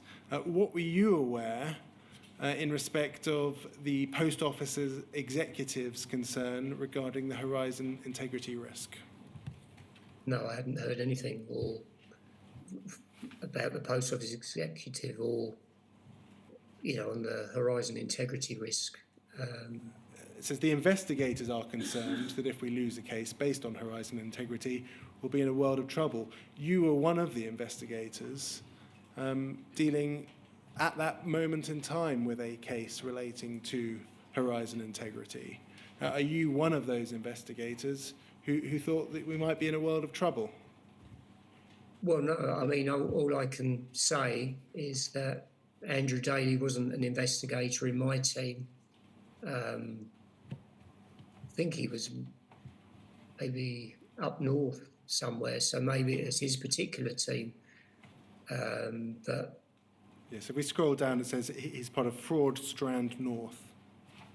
Yeah, I think he was up in Scotland. So you weren't aware at that stage about concerns amongst the Post Office executive? No. If we scroll up, please, we have an email from Andrew Hayward, I think, to Andrew Daly. Right. He says, Andrew, Sue Lothar's team have reviewed this on behalf of security. Was that your team? Security, yes. Sue Lothar's team?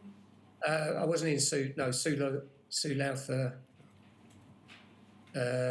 She wasn't in the investigation strand. She might have been in one of the other strands in security, I don't know.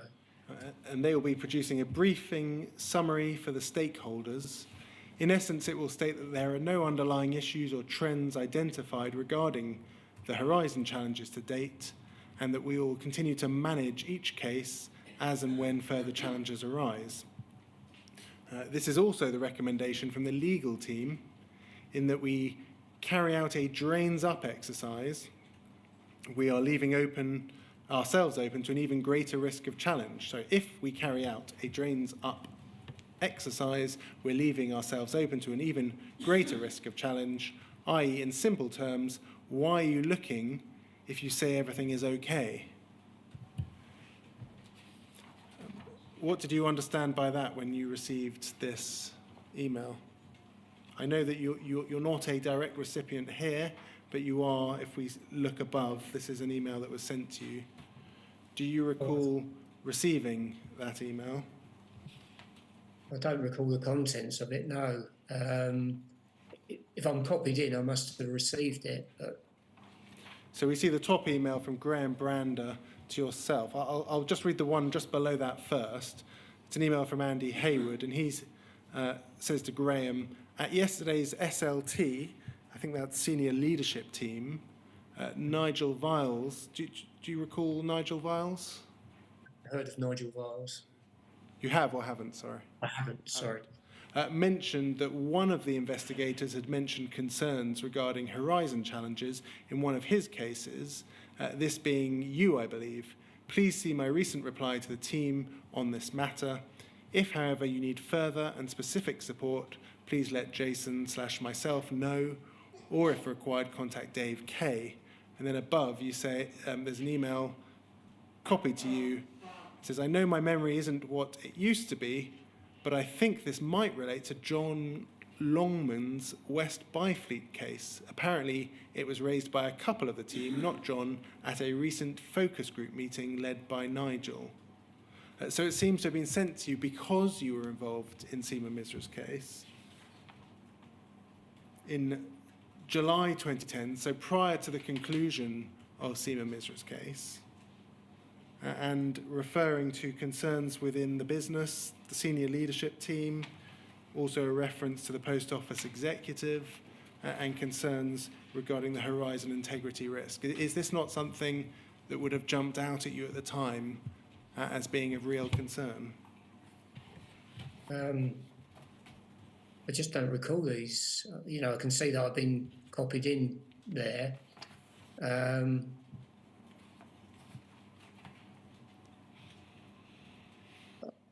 I really can't comment. I've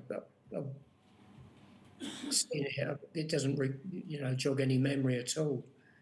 Never heard of Nigel Viles that I can recall, anyway. Let's move on in time to poll 000555590. We're now in October 2010.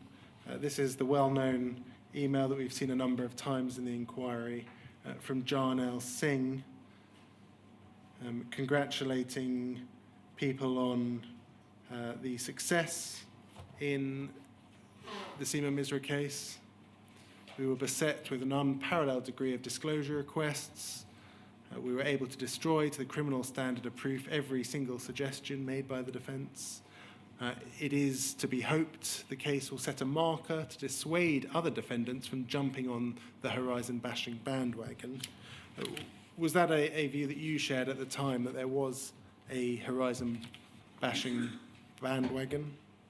No, not at all. I do recall this email. I think I had to read it twice to sort of really make sure just to confirm what had been written. And I'd have to say that I don't know why that comment was put in. I mean, it wasn't necessary, and I didn't respond to that email. I remember it clearly, and I don't see that there was a Horizon bashing bandwagon going on. Well, it is, though, consistent with that previous email that we just looked at relating to the large number of challenges that are going on at that time relating to the Horizon system. Did you think that the Seema Misra case was significant in relation to dissuading other defendants from challenging Horizon? No, I don't think it was going to dissuade.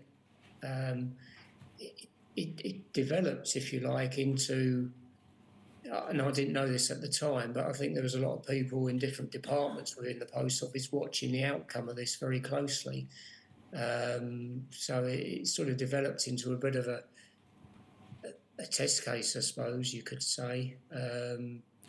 You say you didn't know it at the time.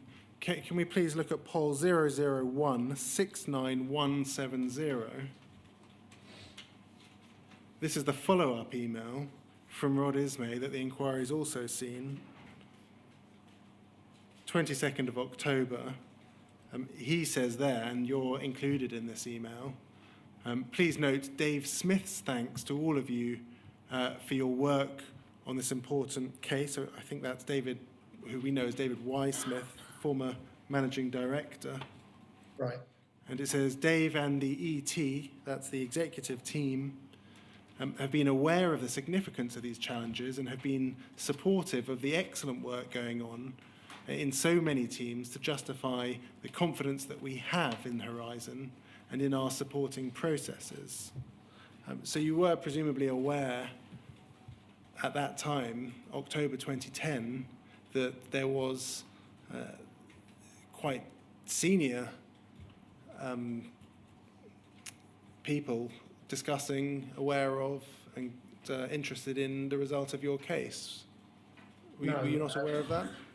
No, this case came to me and I dealt with Mr. Singh and Mr. Tatford. And it was the three of us who just dealt with this case. I didn't know that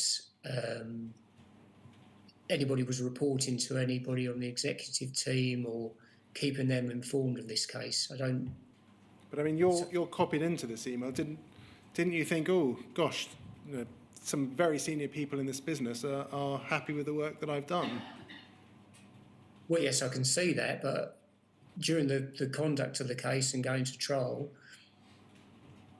I wasn't aware that, other than the three names I mentioned myself, Mr. Singh and Mr. Tatford, that anybody else was watching this case as closely as they were. By the 22nd of October 2010, were you aware of very senior interest in your case? Well, I can see from that email, yes. But the point I was trying to make is I didn't know at the time the case was progressing that it had gone up to a senior level and that there was there was a close eye on the case because I wasn't reporting to any of these people. Obviously, Jon Longman and Mr. Tatford, but I wasn't really talking to any of these other people. Putting this email to one side, by this stage, were you aware that members of the executive team had been interested in the case? Even if you weren't aware during the case, were you aware at that stage that they were by then interested? Well, only by seeing this email. Sorry, did you say put this to one side? Yes, if we put this email to one side, do you recall any conversations or anyone telling you? No, not at all. That I can recall. Can we please look at poll 00176080? Moving to the next month, November 2010. We have an email at the bottom there from Anne Bailey, former Agents Accounting. And she says, on the West Byfleet case, you have received the official notice. Have you received the official notice from the court yet? And would it be possible to let us have anything? Or would you know of where we could get the court transcripts?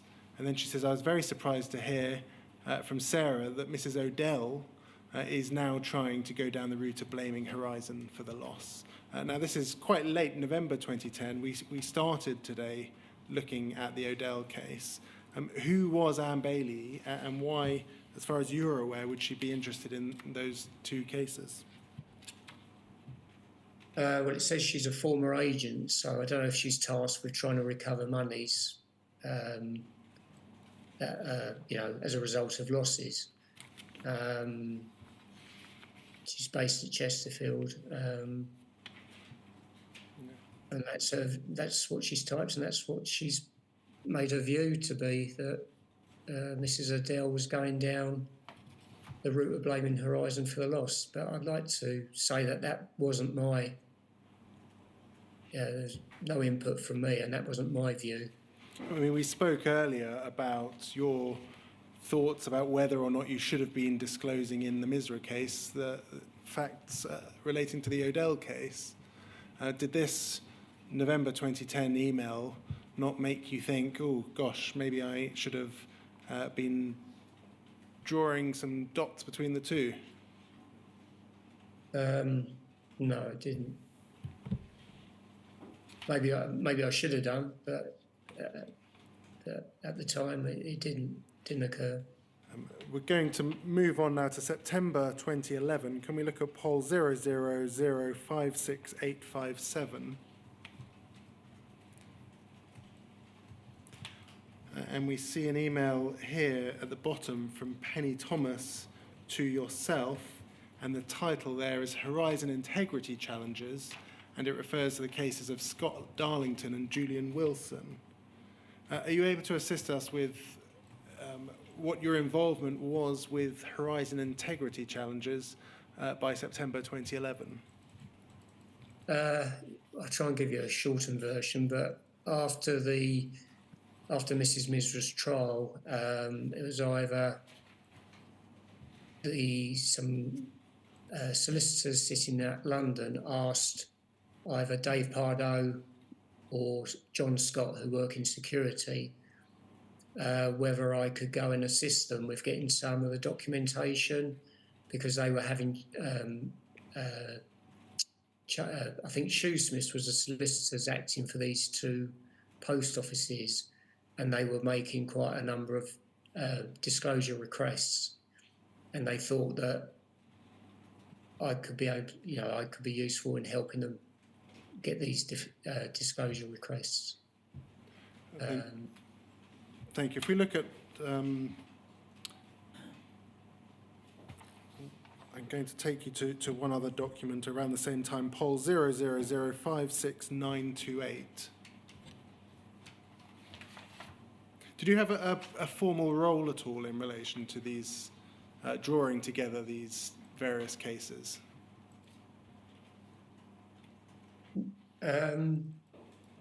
By 2011? Well, they were trying to free up some of my workload in the investigation department, so that I could spend more time trying to, retrieve documents, training records, whatever was requested. So I was doing a bit of my existing job and trying to dedicate as much as I could to, retrieving documents to help serve on Shoesmiths. Can we please turn to page 5 of this email chain?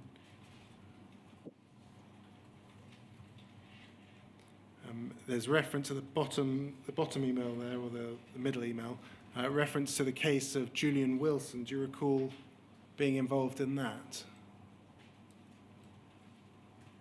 In terms of retrieving documents, yes, but I had no involvement in the actual investigation. So is this the same job? I mean, we saw there before Scott Darlington and Julian Wilson.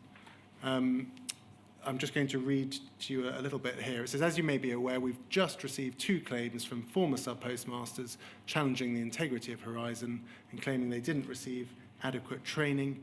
We expect to receive more in the next few weeks, as this has been building ahead of steam for years.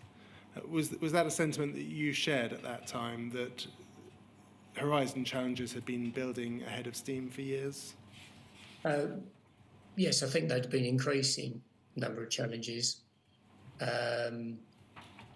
So So I'd agree with that comment, yes. If we turn to page 3, please, the bottom of page 3, I think this is the evidence that you've just given. It is that you were concerned about having sufficient time to dedicate to this particular task. Is that right? Yes, that's right. They wanted me to assist them as much as possible, but I still had other jobs to do within the investigation department. So I had to bring it up with my manager to try and free up some of my investigation cases so that I could spend more time helping the solicitors. And if we scroll up, we can see there that you're described as, it says there, his help is, oh sorry, if it's the top of page 3.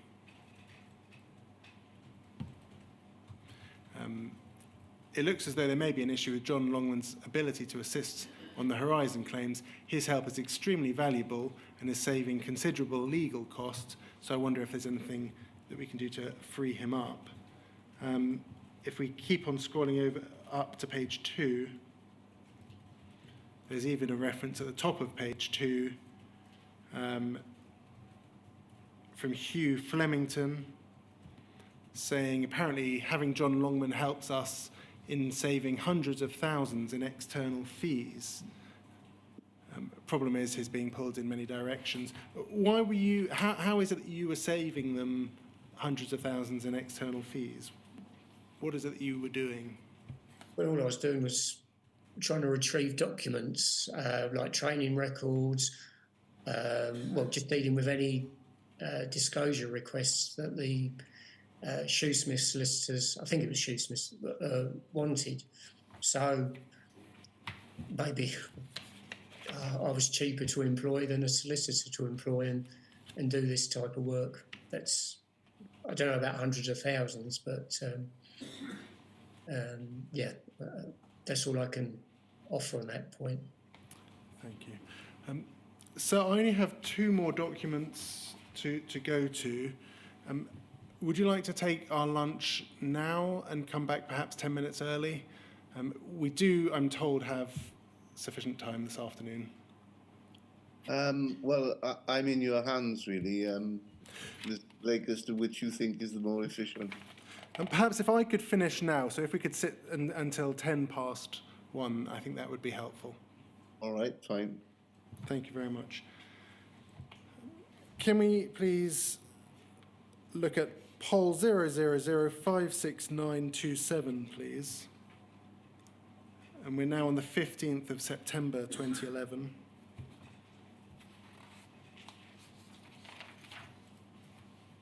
Over the page, please. There's an email from Dave Pardo saying, Jason, would you please give me a feel for what Jon has on at the moment? Has he discussed with you his Horizon commitment? Other than the FS piece, what else has he got on, please? Clearly, the Horizon issue is a biggie, and we may need to look at stripping out his workload to accommodate.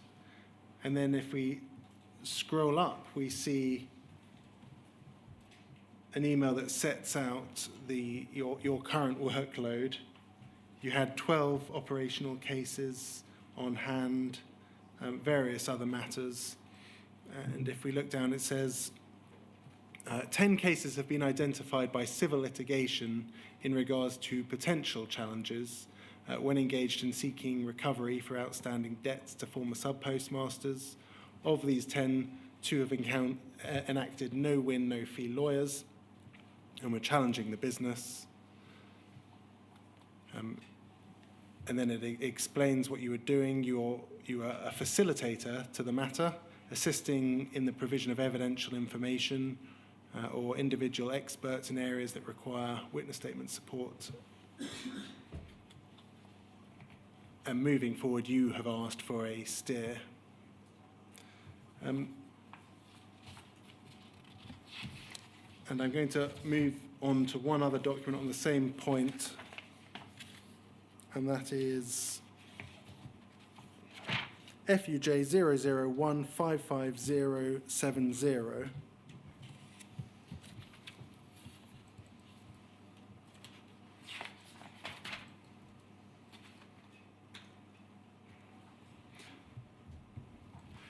So you were gathering all of this information for the civil litigation or potential civil litigation, presumably using the knowledge that you had obtained over the years in dealing with cases?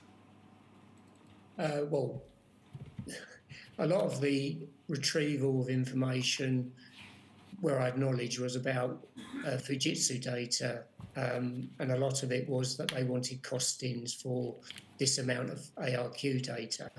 I wouldn't say I had a lot of knowledge about retrieving our training records and records from within the post office, because that turned into a bit of a nightmare at times, trying to retrieve stuff like that. But I think the main point they might have wanted to use me for was to access or be the key to the door to get into Fujitsu and, you know, knowing the relevant people there for getting information from them. If we look at page 3, there's an email from yourself raising some concerns about the costs of that work. And you say as follows: I've just had a meeting with some of our lawyers who are dealing with the Horizon integrity issues. The requests for information are getting very large, and the feeling from the meeting is a lot of this information is unnecessary and should be challenged. A decision was also made that we need to make the solicitors acting for sub-postmasters aware of the cost of retrieving the data from Fujitsu and get an undertaking that they are willing to meet this cost. Therefore, I would be grateful if a costing could be obtained as soon as possible from Fujitsu for the transaction log data and the Fujitsu error log data for all 4 post offices for the following periods. I mean, is this a theme now that has translated from the criminal cases that you were doing now to the civil cases, that it's all going to cost too much and therefore the number of requests should be limited? Well, can I just make it clear that that wasn't my comment? That was what was said by the solicitors at the meeting.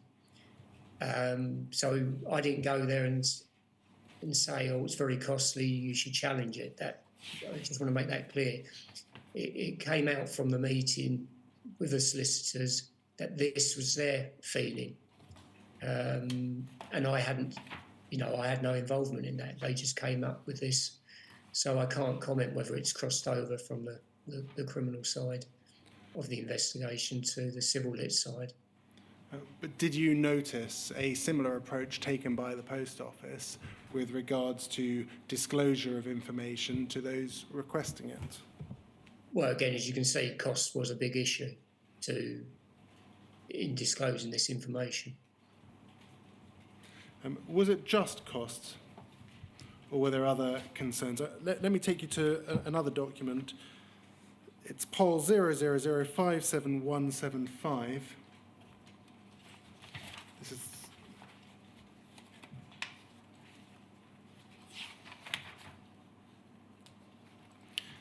Thank you. If we scroll down to page 3,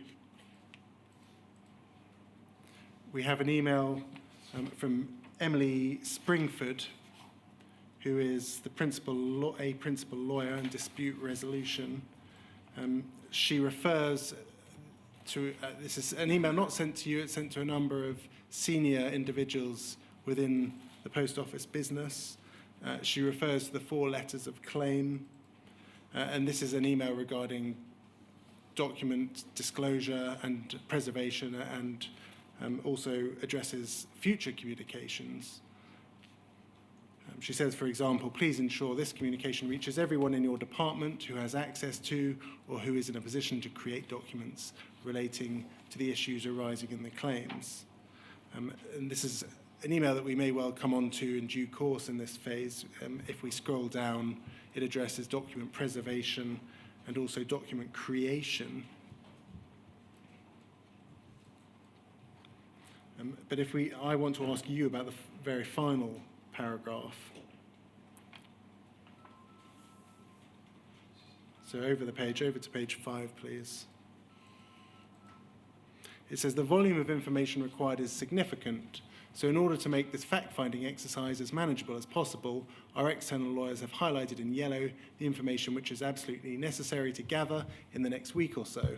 The information which is not highlighted as less urgent, Jon Longman in Post Office Security has been tasked with gathering this information, but he's encountering some difficulties from various business areas in getting responses back quickly.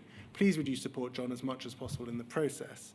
Did you experience problems in obtaining information within the Post Office in respect of the civil litigation? Yeah, that's, I think I mentioned it briefly earlier. Things like training records were some of the documents that were requested. And you'd ask for the training records and they weren't where they should be. And we were having real issues trying to track down that sort of information. It became a bit of a nightmare for certain items. So that's what I'm referring, well, that's what I think she might be referring to, that I was having difficulty. You know, I was getting mainly cooperation from all the other departments, but there were some documents that were difficult to pinpoint and find. Thank you very much. Looking at your work during 2011 on all of those Horizon integrity cases, the civil challenges, did you ever reflect on the work that you had undertaken as an investigator? And did that make you question some of the lines that you had taken over the years regarding the reliability and robustness of Horizon?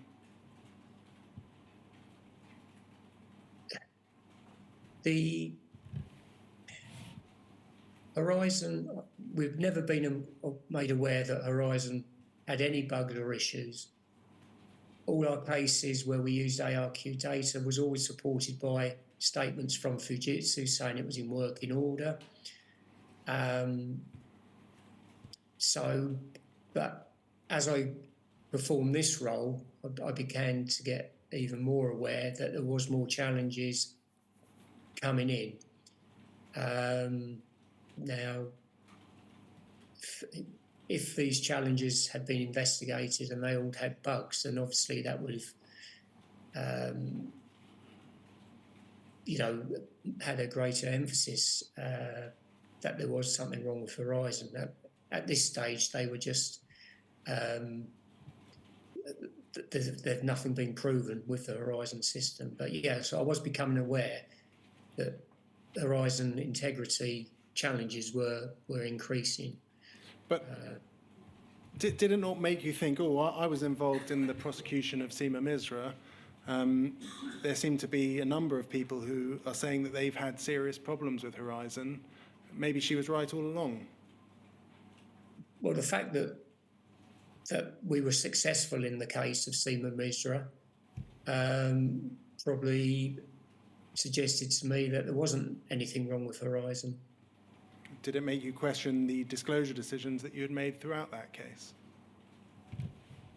Well, no, not until this inquiry came about did I realise that there were issues with disclosure.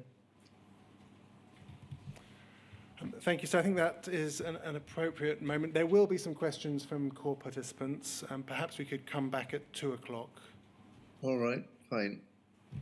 Thank you very much, sir.